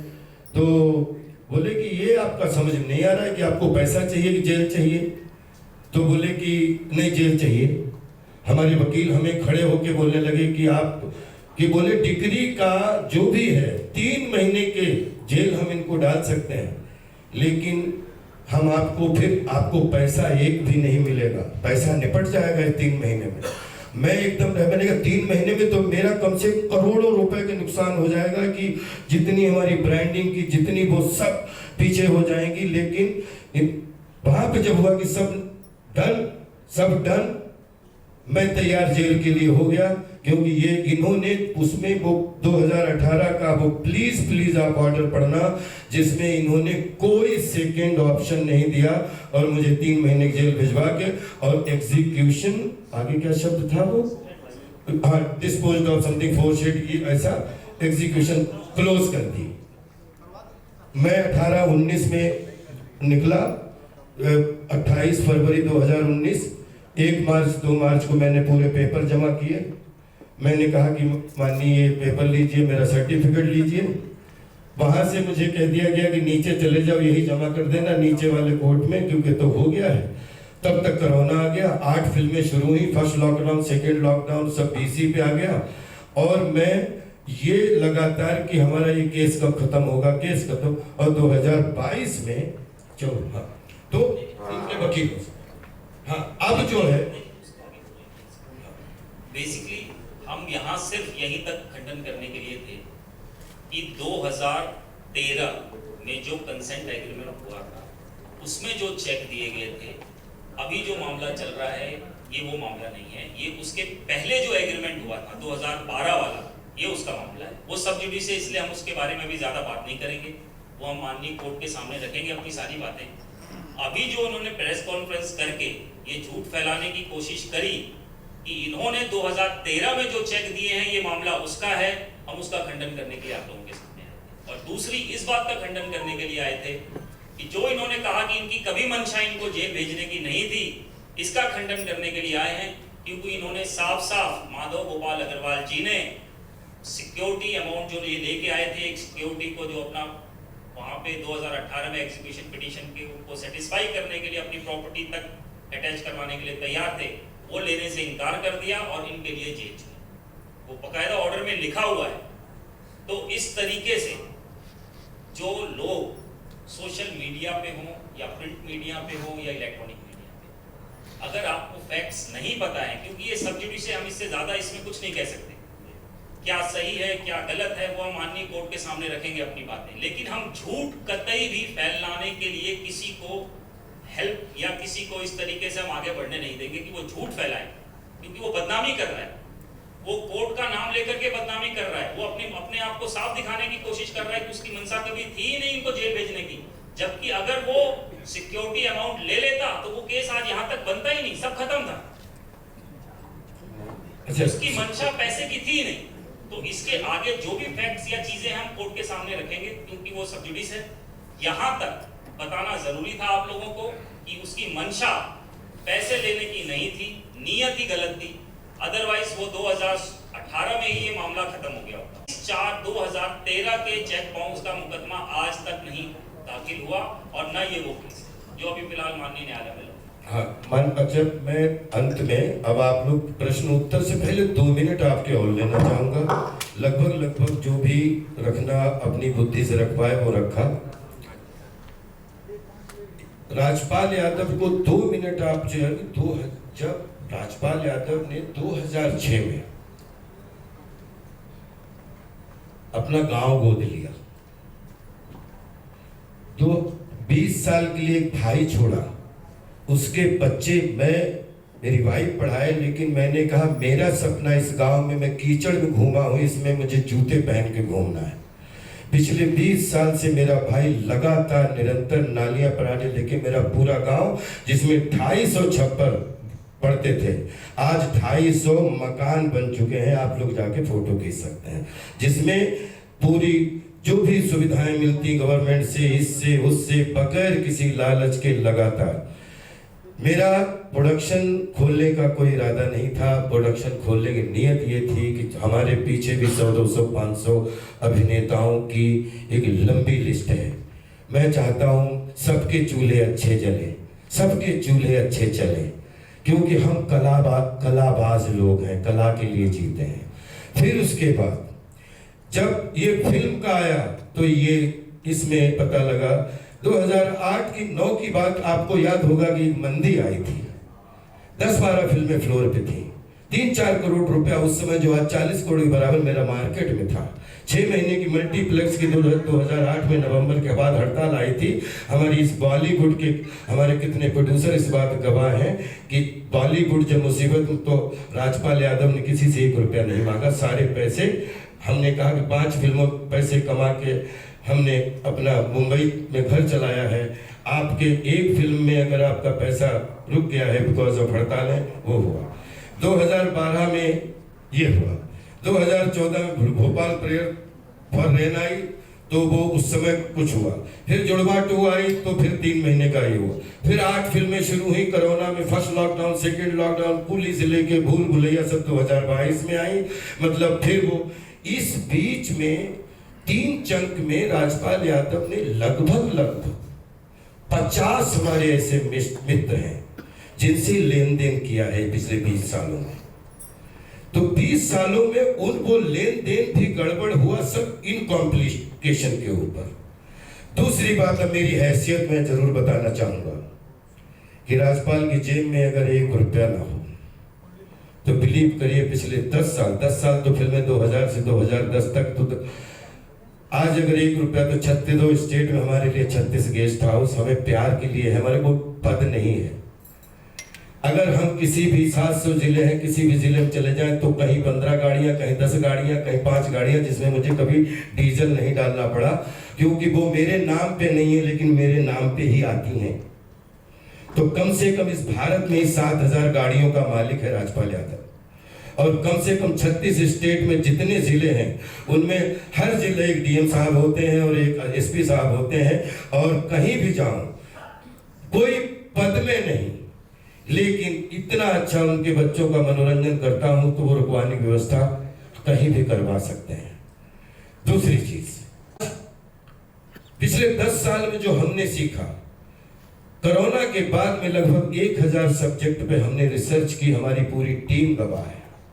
कम से कम हमने 2 दर्जन सब्जेक्ट निकाले कि अगले 10 साल में हमारा भारतीय सिनेमा हमें उत्तर, दक्षिण, पूर्व, पश्चिम, मध्य में कितने रोल देता है। ये मेरा सौभाग्य होगा, लेकिन मैं भारतीय सिनेमा का पुत्र हूँ, टीम 11 का अभिनेता हूँ। मैं क्या करना चाहता हूँ कि मैं NSDBNA और थिएटर का पास आउट हूँ, तो सिल्वर जुबली तो हाफ सेंचुरी तो किसी भी तरीके से पूरी हो गई।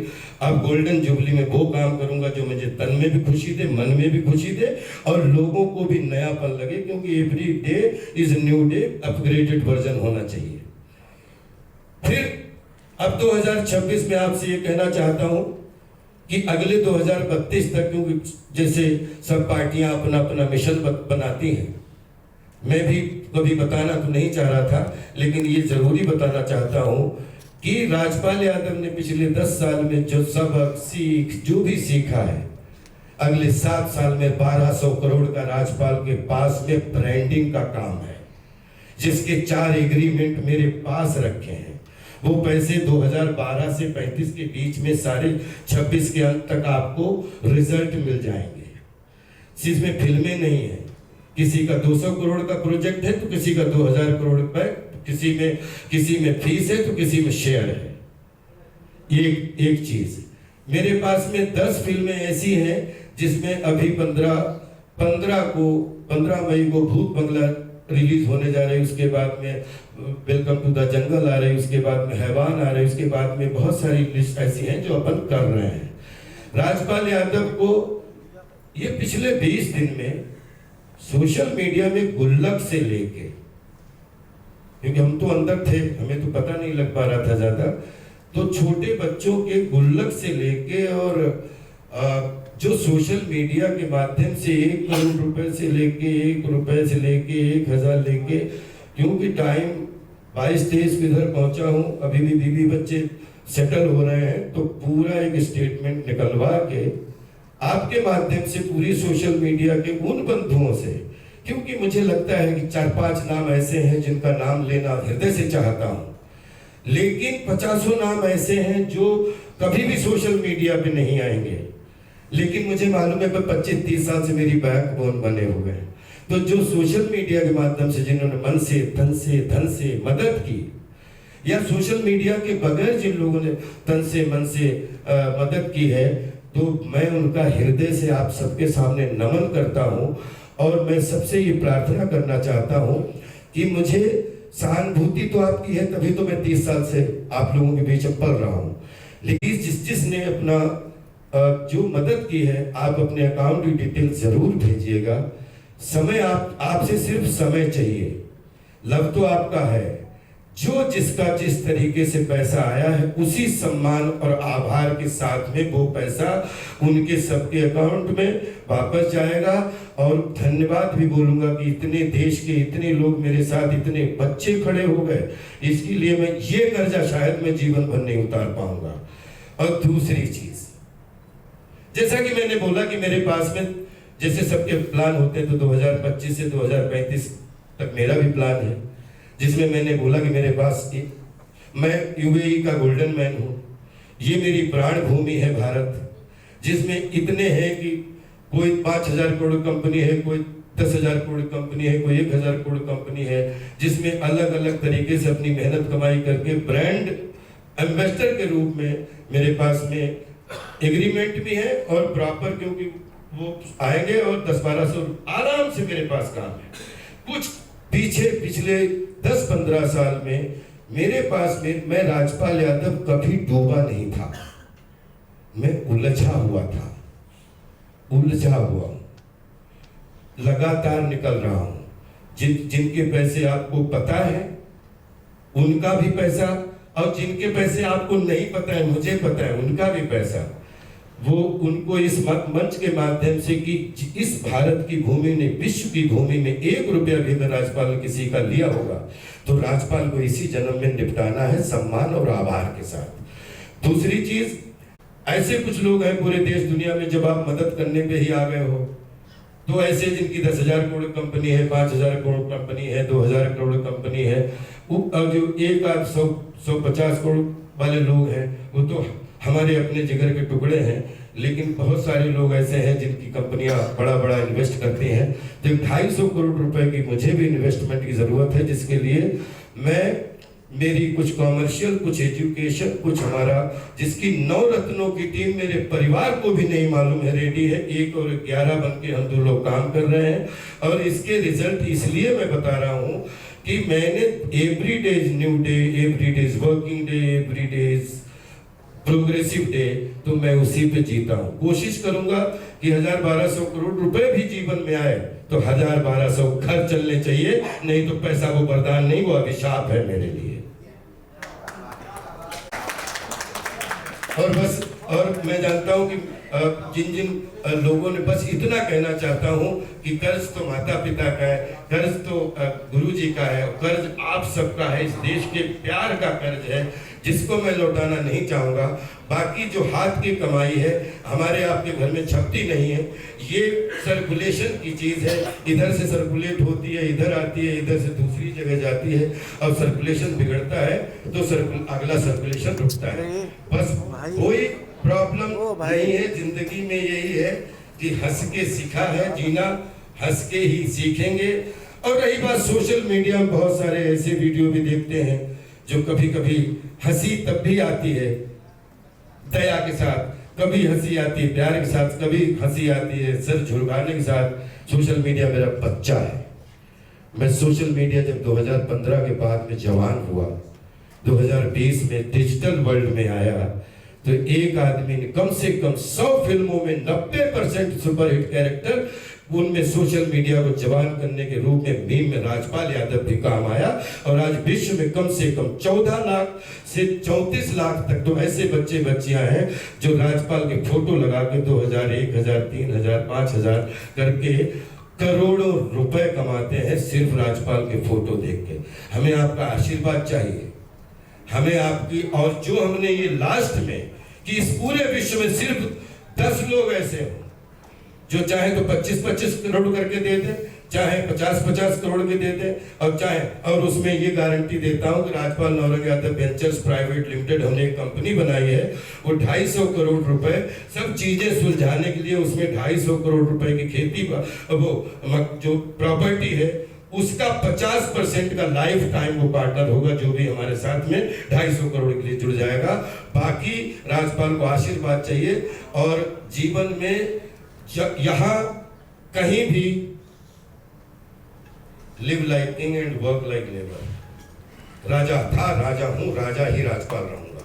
राजा चाहे जेल में हो, और राजा चाहे जेल में हो, चाहे जंगल में हो, चाहे बेल में हो, चाहे इंटरवेल में हो, राजा राजा होता है। और राजा भागता नहीं है, राजा छिपता नहीं है।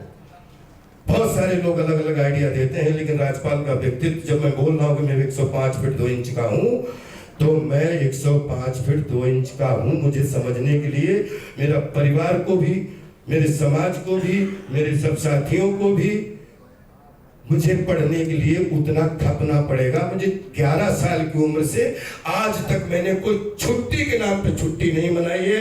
अगर किसी कहीं काम से गया हूं तो या तो व्यवहार के लिए गया हूं, या समाज के लिए गया हूं, या 2 रुपए कमाने के लिए गया हूं, लेकिन कभी भी छुट्टी मनाने के लिए भी किसी पर्यटक स्थल पे भी, अगर मैं प्रयागराज भी हर साल, संस्कार टीवी गवाह है कि मैं धर्म की जय हो, अधर्म का नाश हो, प्राणियों में सद्भावना हो, विश्व का कल्याण हो, हर घर अर्थपूर्ण अंजन और हर घर मीनिंगफुल मनोरंजन।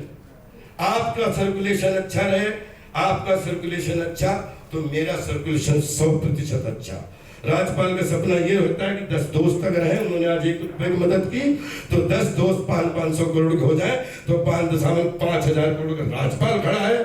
और राजपाल को 5000 करोड़ क्या ये दिया आपने, पूरे 1 रुपया जेब में नहीं पड़ा, फिर भी 500 सेल्फी अगर राजपाल यादव दुनिया के हर एयरपोर्ट पे जेल खाने के बाद कटवा रहा है, तो विश्वास करिए राजपाल कोई तो ऐसी चीज होगी जिसमें नियत और इंटेंशन अच्छी होगी। और ये जो चला है ये नियत का गेम है। मैं इसको बातें के साथ, क्योंकि मेरा मेहुल और मैं गवाह हूं, मिथिलेश और माधव जी ने ये बिल्कुल रिवेंज की भावना में किया। बिल्कुल ये 3 लोग, इन लोगों ने हमसे प्रण लिया था, क्योंकि अगर इनके पास उस समय रिकॉर्डिंग होती दिखा देता। इन्होंने मुझसे कहा था कि 10-40 नहीं पहुंचे तो तुम्हारी 1-1 इंच बिकवा दूंगा। ये बात मिथिलेश ने मुझसे पूछी थी। तो मैंने कहा इस शहीदों की नगरी में शाहजहांपुर में अगर कोई पैदा हुआ है तो या तो जान देने के लिए पैदा हुआ है या जान लेने के लिए पैदा हुआ है। सब कुछ हुआ अच्छे के लिए हुआ है। शाहजहांपुर का बच्चा हूं। पूरे 7 समंदर में जितनी भी एजेंसियां हैं, जब जीवन में कुछ चुराना नहीं तो छिपाना क्या है। कोई ऐसा वकील नहीं बता सकता कि इसको मैंने ये भास्कर जी से लेके, मानी सौरभ जी से लेके, नितिन पोद्दार साहब से लेके लगभग 12 वकीलों के पास में गया, मैंने कभी कोई बात नहीं कह सकता 2-5 का आइडिया दिया हो। मैंने हमेशा ये बोला कि मेरा कुछ प्रश्न मेरे हैं, वो सिर्फ मुझे सुन लो। शाहजहांपुर में जिस दिन ये बच्चन साहब की हुई, शाहजहांपुर में भी मैंने बोला, मेरा परिवार भी नहीं समझ पाया कि वो 10 मालाएं, वो 10 मेडल पहनाना, वो मेरी जिंदगी का हमेशा के लिए वो कलेश हो गया था। क्योंकि 2 लोगों ने उस समय रिकॉर्डिंग इन्होंने बोला कि मैं आज तक जिंदगी भर बोलूंगा कि इन्होंने कहा कि नन्हुओं को तुमने पहनाई मालाएं। नन्हुआ हमने, मैं तो फिर तो मैं भी नन्हुआ हूं साहब, क्योंकि मैं भीड़ का आदमी हूं, भीड़ का माथे का तिलक बन के चला हूं बचपन से। डायलॉग हंसाने के लिए डायलॉग बोलने की जरूरत नहीं पड़ी। हंसाने के लिए हमेशा ब्लड सर्कुलेशन अच्छा करके पवित्र आत्मा से सबको फेस करके बोलने की जरूरत पड़ी। सोशल मीडिया के बच्चों के लिए मैं हमेशा ये कहना चाहूंगा कि चाहे आप साधक बन के हमारे साथ जियो, आपको प्रणाम करता हूं, आप हमारी जिंदगी में बाधक बन के जियो, आपको प्रणाम करता हूं, क्योंकि आपका हमारा रिश्ता है, आपके बच्चों से हमारा खून का रिश्ता है। इसलिए जो साधक हैं उनको भी धन्यवाद, और जो बाधक हैं उनको भी मेरा धन्यवाद। उनके भी बच्चे अच्छे रहें जैसे मेरे बच्चे अच्छा रहने का मैं सपना देखता हूं। अब आप पूछ सकते हैं कोई भी।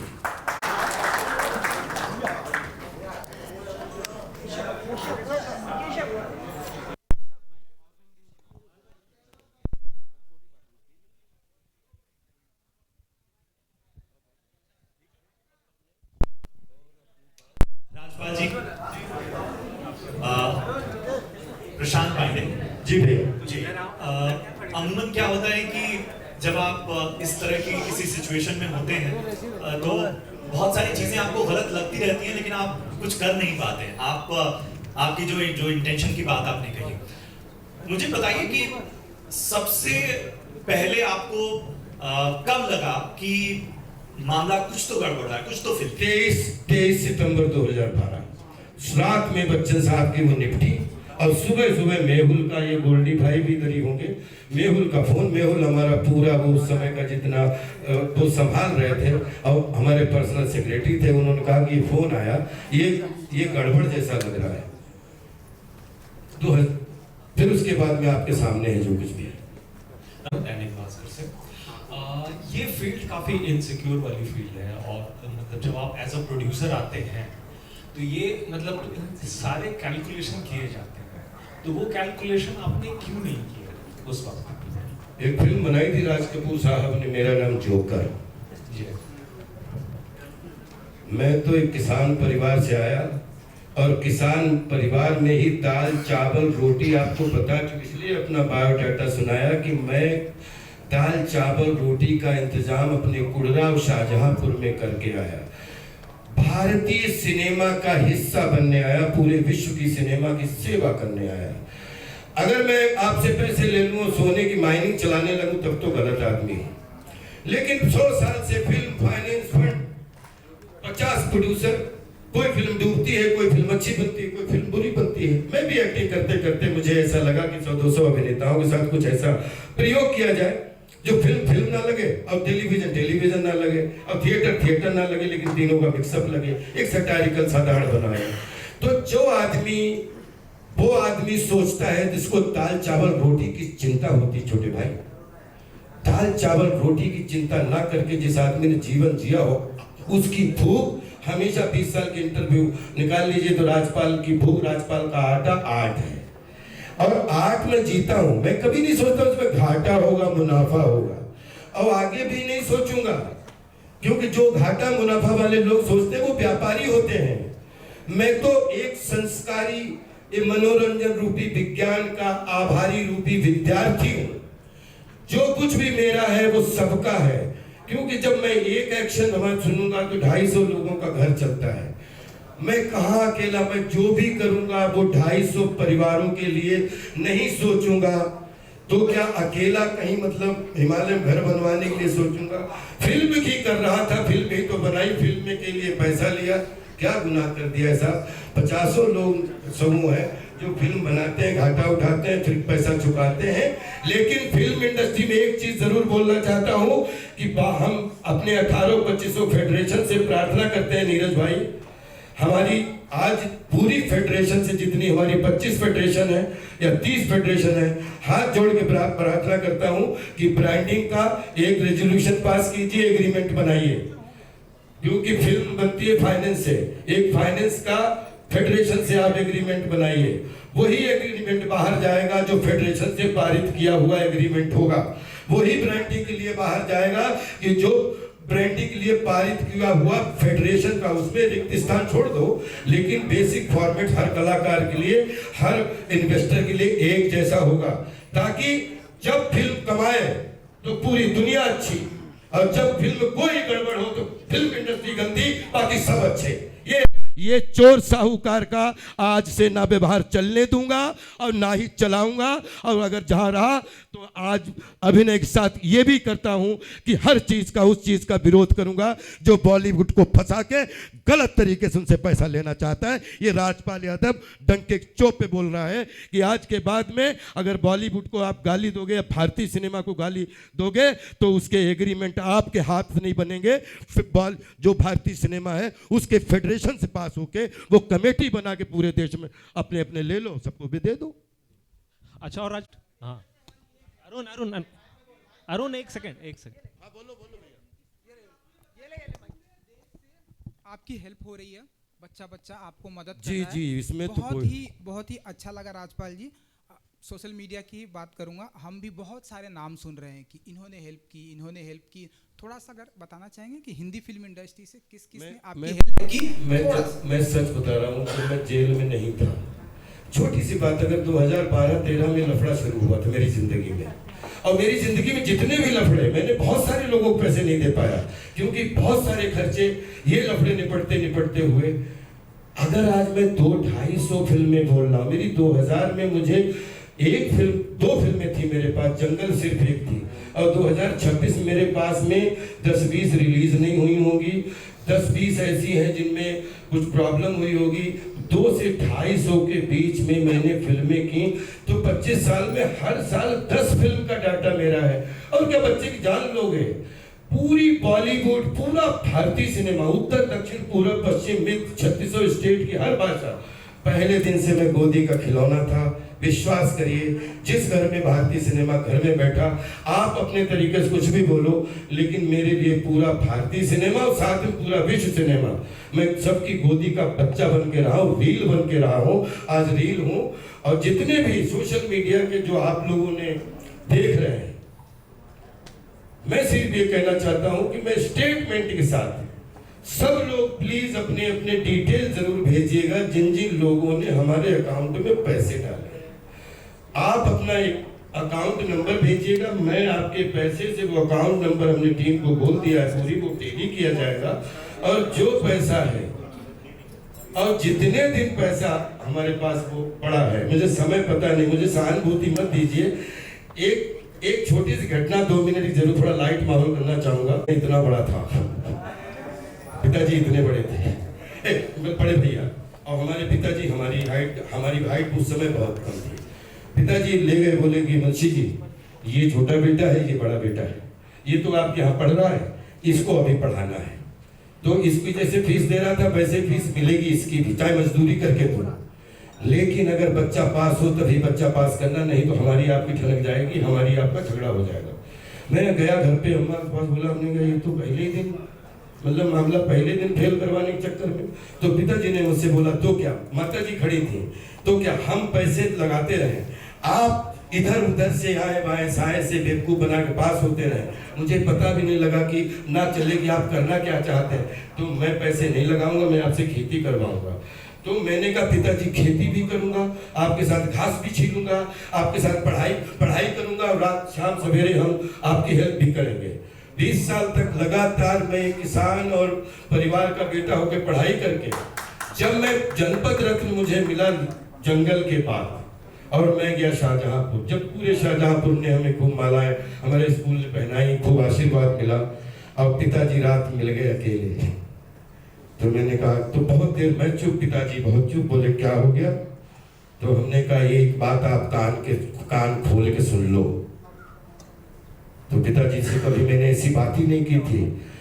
हमने कहा तुम्हारा बच्चा अभिनेता हो गया है, पूरी दुनिया बोले तुमने बहुत अच्छा काम किया, लेकिन आपको चुनौती देता हूं, कभी धोखे से अगर कोई सिनेमा देखना, अगर अच्छा लगे तभी मेरी बड़ाई करना, वरना हमारी आपकी ठनक जाएगी।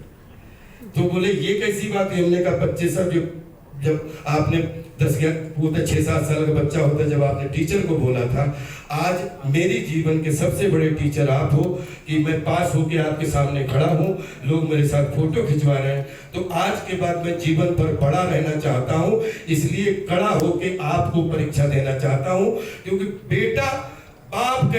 बेटा कैसा भी हो, बाप उसको अच्छे मार्क्स दे ही देता है। माता को तो छोड़ ही दो, माता तो 100 नंबर से भी ऊपर दे देती है। वो रिश्ता 26-25 अगले साल 30 साल हो जाएंगे ब्रदर, आज तक उसी रूप में अपने परिवार को लेता हूँ, उसी रूप में अपने संसार को लेता हूँ, हर समाज को लेता हूँ। और बोलते हैं कि जितने भी पिछले 20 साल से धार्मिक स्तर है, हिंदू, मुस्लिम, सिख, ईसाई, संत, पीर, फकीर, महावीर, बुद्ध, विवेक, सनातन, जिस भी अध्यात्म के ऊपर पिछले 20 साल से एक अध्यात्म की पटरी और एक कर्म की पटरी, उसका नाम राजपाल यादव है। ये बात विश्वास दिलाता हूं। आरोप प्रत्यारोप मैं किसी से ऊपर नहीं हूं, मेरी कोई हैसियत नहीं है, लेकिन अपना किया गया जीवन में, मेरे गुरुजी ने बोला था, बेटा कभी कभी कुछ चीजें ऐसी हो जाती हैं जिसका आज अगर हमने कुछ चीजें, कुछ तो अच्छी हुई होंगी जो आप 1.5 घंटे से आज, कुछ तो चीजें अच्छी हुई होंगी जो आप हमारी सेवा पे हमें झेल रहे हैं, मैं उसके लिए भी धन्यवाद देता हूं। आप छोटे भाई, आपके उस जवाब का विद स्टेटमेंट और विद वापसी के साथ उस दिन पूरी लिस्ट लेके आऊंगा और एक एक आदमी का नाम लेके और भरी जनता के सामने आभार व्यक्त करूंगा, क्योंकि अभी बहुत सारे नाम हैं, एक नाम लेके दूसरे को छोटा नहीं करना चाहता। लेकिन सोशल मीडिया में जो हेल्प वाली बात है, सोशल मीडिया में जो आशीर्वाद वाली बात है, सोशल मीडिया में जो फिल्म इंडस्ट्री बात है, मैं 500 जन्म भी लूं तो फिल्म इंडस्ट्री में ही जन्म लेना चाहता हूं, इतना खुश हूं। राजपाल जी आपके बाएं, राहुल, हेलो राजपाल जी आपके बाएं, Rahul this is from the film चर्चा। सबसे पहले तो बहुत बहुत धन्यवाद आपका, आपने सच सामने लाए, लोगों को बताया, और जो सबको पूरी दुनिया को हंसाता है उसको परेशान देख के सबको दुख हो रहा है। हम ये जानना चाहते हैं कि लोग मौका ढूंढते हैं प्रेस कॉन्फ्रेंस में कि बहाना मिले, 100 बहाने ढूंढते हैं कि 2 आंसू बह जाए, इमोशनल हो जाए, आपने कैसे खुद को रोका? मैं कह रहा हूँ, मैंने 40 यही लोगों को बताना चाहता हूँ कि भारत से 3 अभिनेता, 300 अभिनेता हैं जिन्होंने एक युग चला दिया है। उनके अगर विश्व से एक अभिनेता चुनना हो तो चार्ली चैपलिन, विश्व के जितने भी आशीर्वाद रूपी सब हजारों संत पूज्य महात्मा, उसमें एक दत्ता जी मिल गए दिशा निर्देशक के रूप में, पंडित जी देव प्रभाकर जी शास्त्री जी। आज वो इस दुनिया में नहीं है, लेकिन वो हमें लगता है हमारे साथ है। दूसरी चीज, चार्ली चैपलिन साहब के बाद एक जैकी चैन हमें बहुत अच्छे लगते हैं। फिर उसके बाद में जब आएंगे तो अपने 100 साल के सिनेमा में बलराम साहनी साहब से वक्त लेके, भारत भूषण साहब से लेके, और बोलते हैं धर्मेंद्र साहब, जितेंद्र साहब, जितने भी जो है राजेंद्र जी, महमूद साहब, संजीव कुमार साहब, जितने नाम लूं यहाँ वरुण धवन तक, लगभग पिछले 100 साल में 20-25 अभिनेता हैं जिन्होंने ये भारतीय सिनेमा को पूरे विश्व में पहुंचाया है। तो मुझे ऐसा लगता है अगर मुझे चुनाव करना पड़े तो चार्ली चैपलिन, दिलीप साहब के साथ ये पूरा सभी हमारे महानुभाव सीनियर्स, और साउथ से रजनीकांत साहब, और केरला से मोहनलाल जी, कमला हसन साहब, और इधर आप आ जाएं तो जैकी चैन, बॉलीवुड से गोविंदा भैया, और मुझे लगता है 5-6 ये एक्टरों के बीच में जिम कैरी, इन सबको 5वां या 7वां नंबर मुझे ऐसा लगता है राजपाल नौरंग साहब क्योंकि ये मेरी गलतफहमी अगर है तो मैं हृदय से बताना चाहता हूँ कि जब कठिन फील्ड मिलती है, जब कठिन रोल मिलता है, जब कठिन स्टेडियम मिलता है, तो वहां अंदर रोना कितना भी भरा हो, लेकिन बाहर मुस्कुराहट, सरलता, शांति के साथ उसका सामना होता है, इसलिए आंसू नहीं निकलते। राजपाल सर बोल रहा हूं, और भास्कर भाई, बहुत सारे हमने अपने दोस्तों को गालियां भी सही, लेकिन बहुत सारे दोस्तों की हमने तालियां भी सही, क्योंकि देखिए तालियां और गालियों का संगम है साहब। कि अब ये को बताओ, जिसने जेन्युइन हमारी मदद की और वो उसके पैसे नहीं पहुंच पा रहे हैं, मैं बता रहा हूँ कि इसकी तकलीफ वजह नहीं हो पा रहे, तो वो बच्चा जो है वो भी मेरा भाई है, तो वो गाली दे या ताली दे, लेकिन मैं हमेशा कोशिश करूंगा कि ये 36 चैन आपके सामने हमेशा 9 रस 9 चौक 36 12 3 36 तेहरा चरित्र है राजपाल यादव, तेहरा चरित्र। एक मैं जब अपना दरवाजा छोड़ता हूं, उसके बाद में किसी भी इस सेट पे मिले तो मैं लवली अभिनेता होता हूं। लड़की हो या लड़का हो, कोई सिस्टर के रूप में, कोई अग्रज के रूप में, कोई टीचर के रूप में, कोई किसी, फिर पूरे दिन वो सिर्फ हमारा हंसी देखता है और शब्दों का निर्माण देखता है। जब मैं सेट पे छोड़ता हूं तो उसके बाद जब घर आता हूं तो मुझे नहीं मालूम मैं किन चीजों से जूझ रहा होता हूं, लेकिन मेरी छोटी बच्ची को कभी ये कहने का मौका ना मिले कि पापा क्या बात है। और एक परिवार और एक व्यापार, लेकिन क्योंकि मेरा ऐसा धंधा है जिसमें मैं पब्लिक से जुड़ा हुआ हूं, तो पब्लिक के बीच में आचरण, व्यवहार और संस्कार, ये 3 चीजों को लेके सिर्फ 3 डायमेंशनल चरित्र बना के चलता हूं। बाकी चार्ली चैपलिन साहब की एक लाइन से बहुत सीख मिलती है, हमारा दुख अगर पूरी दुनिया के लिए सुख का कारण बने तो मैं आज भी अपना दुख और भी उसकी मजाक बनवाने के लिए तैयार हूं, लेकिन हमारा सुख अगर पूरी दुनिया के लिए दुख का कारण बने तो हमेशा के लिए मैं उस सुख को वापस खींचना चाहता हूं, आपके सामने जीवन कभी परोसना नहीं चाहता हूं। राजपाल सर और भास्कर भाई से ये जो पूरा मसला हुआ है और राजपाल जी जेल से बाहर आए हैं, हम सबको बहुत ज्यादा खुशी है, उनके चाहने वालों को खुशी है। और इस सबसे एक बात बहुत अच्छी निकल के आई है, ये पता चला हम सबको कि राजपाल यादव को कितना प्यार करते हैं लोग। उससे अतिरिक्त मैं ये सवाल पूछना चाहूँगा, आप लोगों ने ये प्रेस कॉन्फ्रेंस में बताया हमें कि किस तरह से 5 करोड़ रुपए जो दिए थे और उस पर 60% ब्याज लगाया गया। जब भी कोई एग्रीमेंट होता है करोड़ों का, लाखों का या कुछ हजारों का भी, और अगर वो लीगल एग्रीमेंट होता है तो उसमें सारी डिटेल्स लिखे होते हैं कि मैंने इतना पैसा लिया और ये पैसा कब चुकाया जाएगा और उसमें ब्याज कितना प्रतिशत दिया जाएगा, ये लीगली लिखा गया होता है। और एग्रीमेंट जब होता है तो लीगल एक्सपर्ट्स आमने सामने बैठते हैं, सीए बैठता है, सब कुछ बैठता है।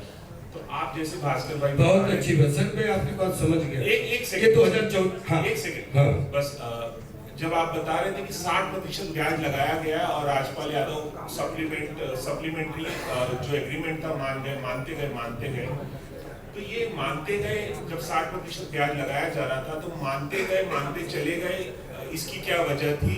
ये तो पहले से तय होता है कि इतना 100 रुपए का 110 रुपया दिया जाएगा, 120 रुपया दिया जाएगा, कोई इतना ब्याज लगा रहा है, आप लोग मानते क्यों चले गए और ये मामला इतना कॉम्प्लिकेटेड फिर कैसे हो गया? मैं इसका उत्तर क्यों, भास्कर जी उस समय पिक्चर में नहीं थे सर। मैंने पिछले 200-250 फिल्में की हैं, तो सब एग्रीमेंट तो ऐसे, अगर मैं एग्रीमेंट पे तो सारे एग्रीमेंट लफड़ाइल हो गए सर। ये मैं बोल रहा हूँ कि इसकी भावना को समझो, ये कभी भी मुकदमे के लिए कोई सपना ही नहीं था, ये 3 लोगों के अभिमान की लड़ाई है। मैं फ्रॉम द मानी कोर्ट में भी पहले दिन से बोल रहा हूँ कि इनको पैसा नहीं लेना है। ये 5 करोड़ रुपए के लिए ये मुझे चाहते हैं कि मैं इनके चरणों में गिर जाऊं। ये पैसा तो 2013 से लेके कभी मना नहीं किया। मैं कह रहा हूँ कि 5 करोड़ रुपया पहले आ गया। मैं लक्ष्मी नगर ऑफिस में गया, जेन्युइनली मैंने नहीं पढ़ा, मैं सिर्फ साइन करता क्योंकि मेरे लिए, सुनिए, मैं कह रहा हूँ कि मैंने जो साइन किए उसी को तो मैंने 18 में 10 करोड़ 40 लाख निपटाए। मैं कहाँ मना कर रहा हूँ कि मैंने गलती नहीं की, मुझे पढ़ना चाहिए था क्योंकि ये मेरे घर का मसला था, इसलिए मैंने वकीलों को इन्वॉल्व नहीं होने दिया।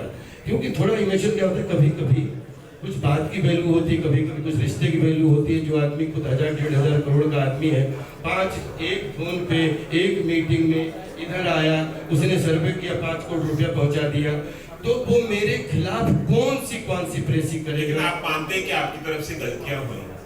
मेरी तरफ से गलतियां तो बचपन से हो रही हैं। मैं ये बोल रहा हूँ, मैं गलतियों का पुतला हूँ। लेकिन एक बात आपको आज से नहीं, पूरे जीवन के लिए बताता हूँ कि राजपाल बचपन से चोर है, बचपन से छलिया है। जिस घर में घुस जाता है पूरे घर का दिल चुरा के चला आता है और पूरे घर का अपना बना के चला जाए। तो जब तक जिंदा हूं पूरे घर को अपना बनाने की कोशिश करूंगा, पूरे संसार को। ये जो मसला है इसमें नहीं इन्वॉल्व था, ना वकील इन्वॉल्व था, इवन बीवी को इन्वॉल्व नहीं होने दिया। वही तो बता रहा हूँ कि इस एग्रीमेंट में फिल्म रिलीज होने के बाद 5 का 8 करोड़ रुपया माधव जी को मिलेगा, उसके बाद जो भी है मेरा है। फिल्म 1 करोड़ एक सेकंड इसमें ऐड करूंगा।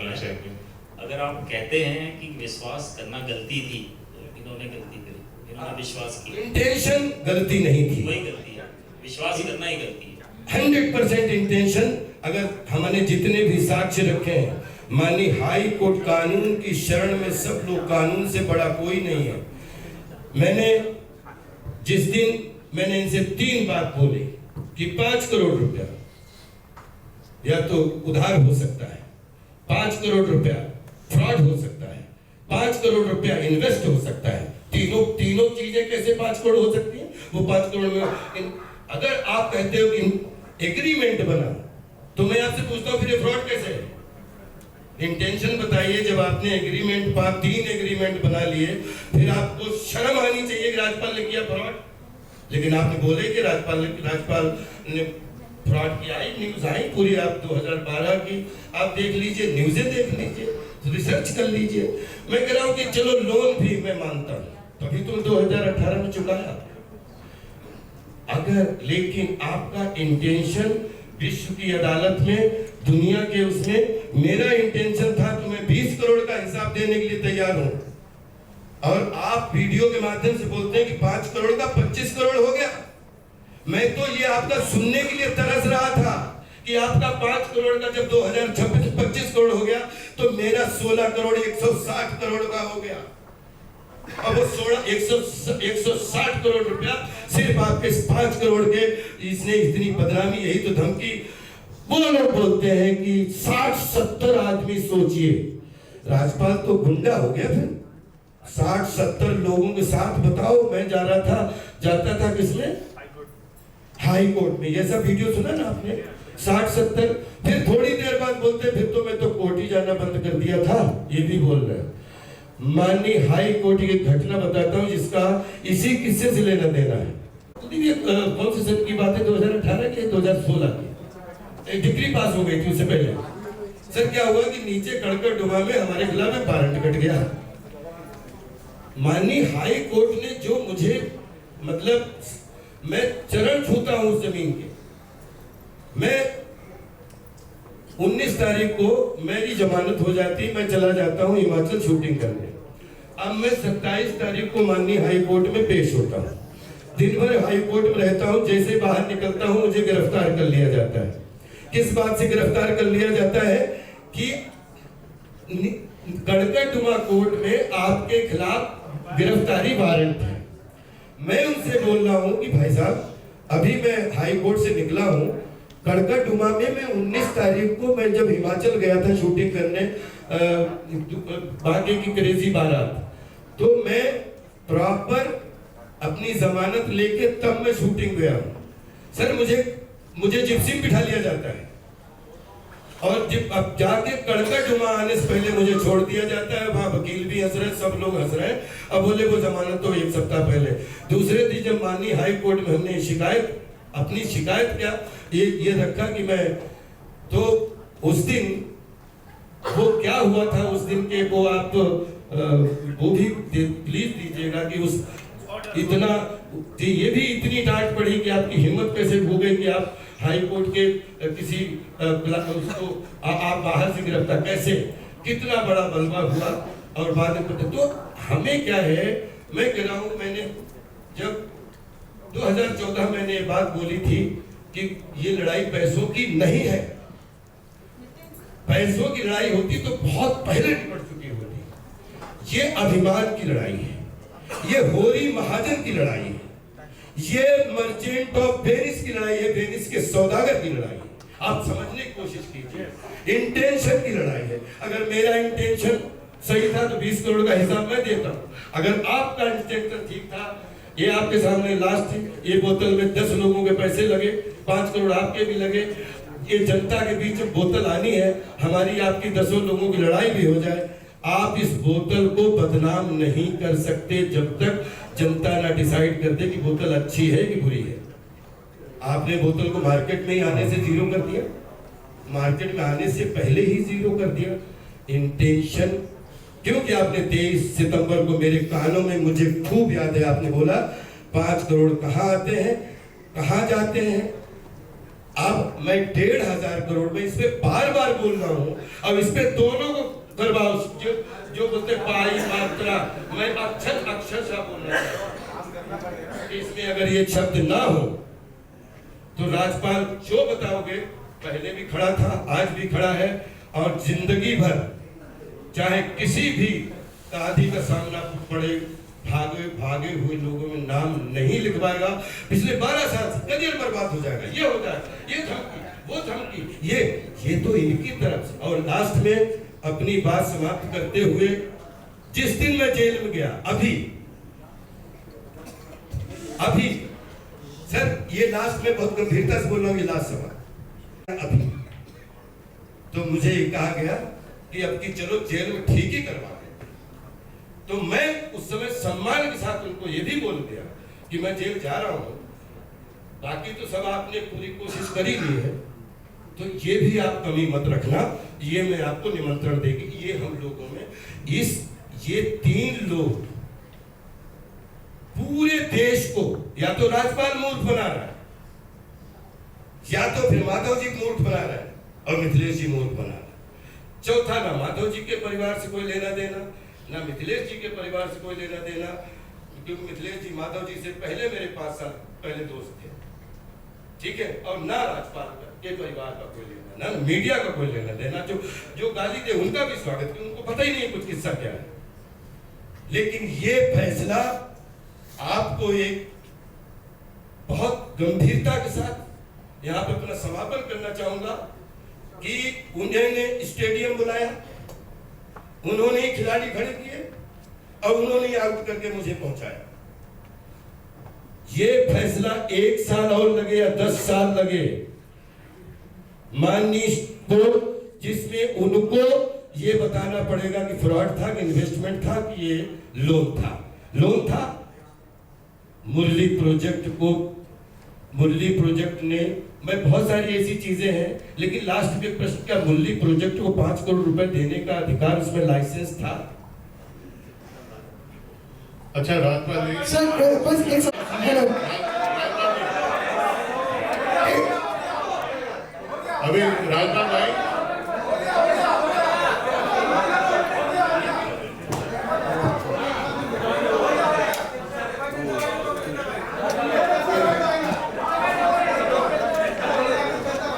Hello, 1 second sir. हमने दिल्ली के, हमारे थिएटर के ऐसे रिश्ते हो जाते हैं। वैसे तो दिल्ली में 500 लोग, 500 परिवार जान पहचान के हैं, क्योंकि पिछले 97 या 94 से लगातार दिल्ली से जुड़ा हुआ हूँ। जमानत लेने तो कई लोग आए, क्योंकि 27-28 मुकदमे थे, साथ उसके थे। जमानत लेने तो बहुत लोग आए, बाकी कभी भी गाड़ी और घोड़ा या साथ में चलने, तो ये लोग बैठे हैं, ये काले कपड़े में बैठे, इनका देख लो, चश्मा लगे, राजीव गुप्ता हैं, और वो उधर कुलदीप हैं। इनकी आगे कि यार हमें एयरपोर्ट से रिसीव कर लेना वहाँ। बाकी भास्कर जी से कभी भी पूछ लीजिएगा कि कब आपके साथ 70 लोग हमारे वो करने के लिए आए। बस इतना। 7 मुकदमे होंगे, और 7 मुकदमे इन पे, 7 मुकदमे इनकी पत्नी पे, उसमें सब में 2-2 श्योरिटी, तो 7 दूनी 14 और 28, तो ऐसे ही लोग कम से कम जमानती चाहिए होते हैं। तो उसको अगर वो अन्यथा अगर लेके गए, उससे कोई लेना देना नहीं है। राजपाल जी मेरा एक पर्सनल, राजपाल भाई, राजपाल जी, राजपाल जी, और बाकी ये भैया जो बोले, जितने भी सोशल मीडिया पे फोटो आप देख रहे हैं, जो भी, राजपाल भाई सुनिए, ये मतलब सबका ही। राजपाल भाई इधर मैं बोलूं, मेरा सवाल नहीं है। आपने आज 2 घंटे की ये मैराथन प्रेस कॉन्फ्रेंस करके, आज 2 घंटे की है, अब अगले 12 साल नहीं बोलूंगा। सुनिए 2 मिनट सुनिए, मेरी बात सुनिए राजपाल भाई। जिसने चोरी की होती है ना, सबसे पहले वो मीडिया से भागता है। मेरी बात समझिए, मैं कुछ और आपको एक अच्छी बात बता रहा हूँ कि आपने दिल से जो भी काम करने की कोशिश की, उसमें घाटा हुआ, जो भी कुछ हुआ। सुनिए, आपने मीडिया से प्रेम से 2 घंटे बात की और अभी भी आप 2-3 घंटा इनके पर्सनल 1-to-1 भी करना है, आपने बोला है। मैं बोल रहा हूँ, प्रशांत सिसोदिया में ऐसी क्या खास बात थी, आपने भतीजी की शादी में बुलाया और डांस किया, रोटियां बेली, इतनी सब कष्टों के बाद ये एनर्जी कैसे लाए? और हमको सबको किसी को नहीं बुलाया आपने शादी पे। देखिए, इसमें दत्ता जी की विचारधारा, कथनी करने में एकता का संपादन, और दूसरे चार्ली चैपलिन साहब की लाइनें, और राजपाल की मस्ती। क्योंकि राजपाल अगर वो एक शादी के माहौल में ज़रा सा भी थोड़ा सा 1% लूज़ करते तो 100-200 रिश्तेदार नातेदार सबके चेहरे पे, तो जब मैं गया था वैसे ही एक मायूसी छाई हुई थी, लेकिन जब उन्होंने मुझे चिल आउट देखा तो सब खुश हो गए। और ये प्रशांत सिसोदिया जी, इनको कुछ पता नहीं, ये प्रशांत जी हो गए, एक्सक्लूसिव करके आप हो गए, बहुत सुमंत मिश्रा जी हो गए, अजय ब्रह्मात्मज जी हो गए, भारती दीदी हो गई, यहाँ पे कितने चेहरे, ये सबकी दाढ़ियाँ सफ़ेद हो गई, कतई लड़के जैसे आए थे, हम तब से हैं। आप बिलीव करो, जिस दिन मैं आपसे छिपने लगा, जिस दिन मैंने बहुत ईमानदारी से बोला है कि अगर मुझे न गलती हो जाए, ऐसे पैर पड़े, तो मुझे ये लगता है कि मैं मोम से ज़्यादा भी पिघल के जलने में बहुत टाइम लगेगा, मैं उससे जल्दी पिघल सकता हूँ, कान पकड़ के माफ़ी मांग सकता हूँ।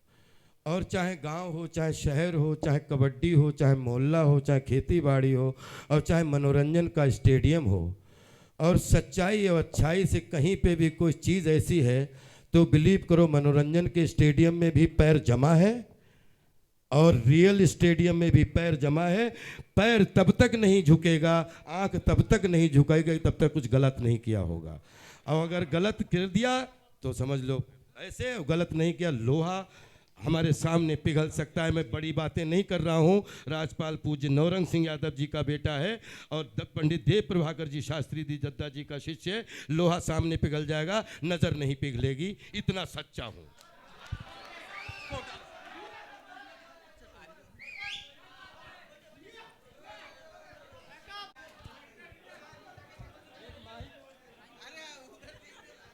अरे भाई, ये फोटो तब करते हैं जब उसका कोई लॉन्च होता है, या ऐसा आइडिया कौन देता है? ये दीपक का तो आइडिया ही बेकार रहता है। तू चुप बैठ यार।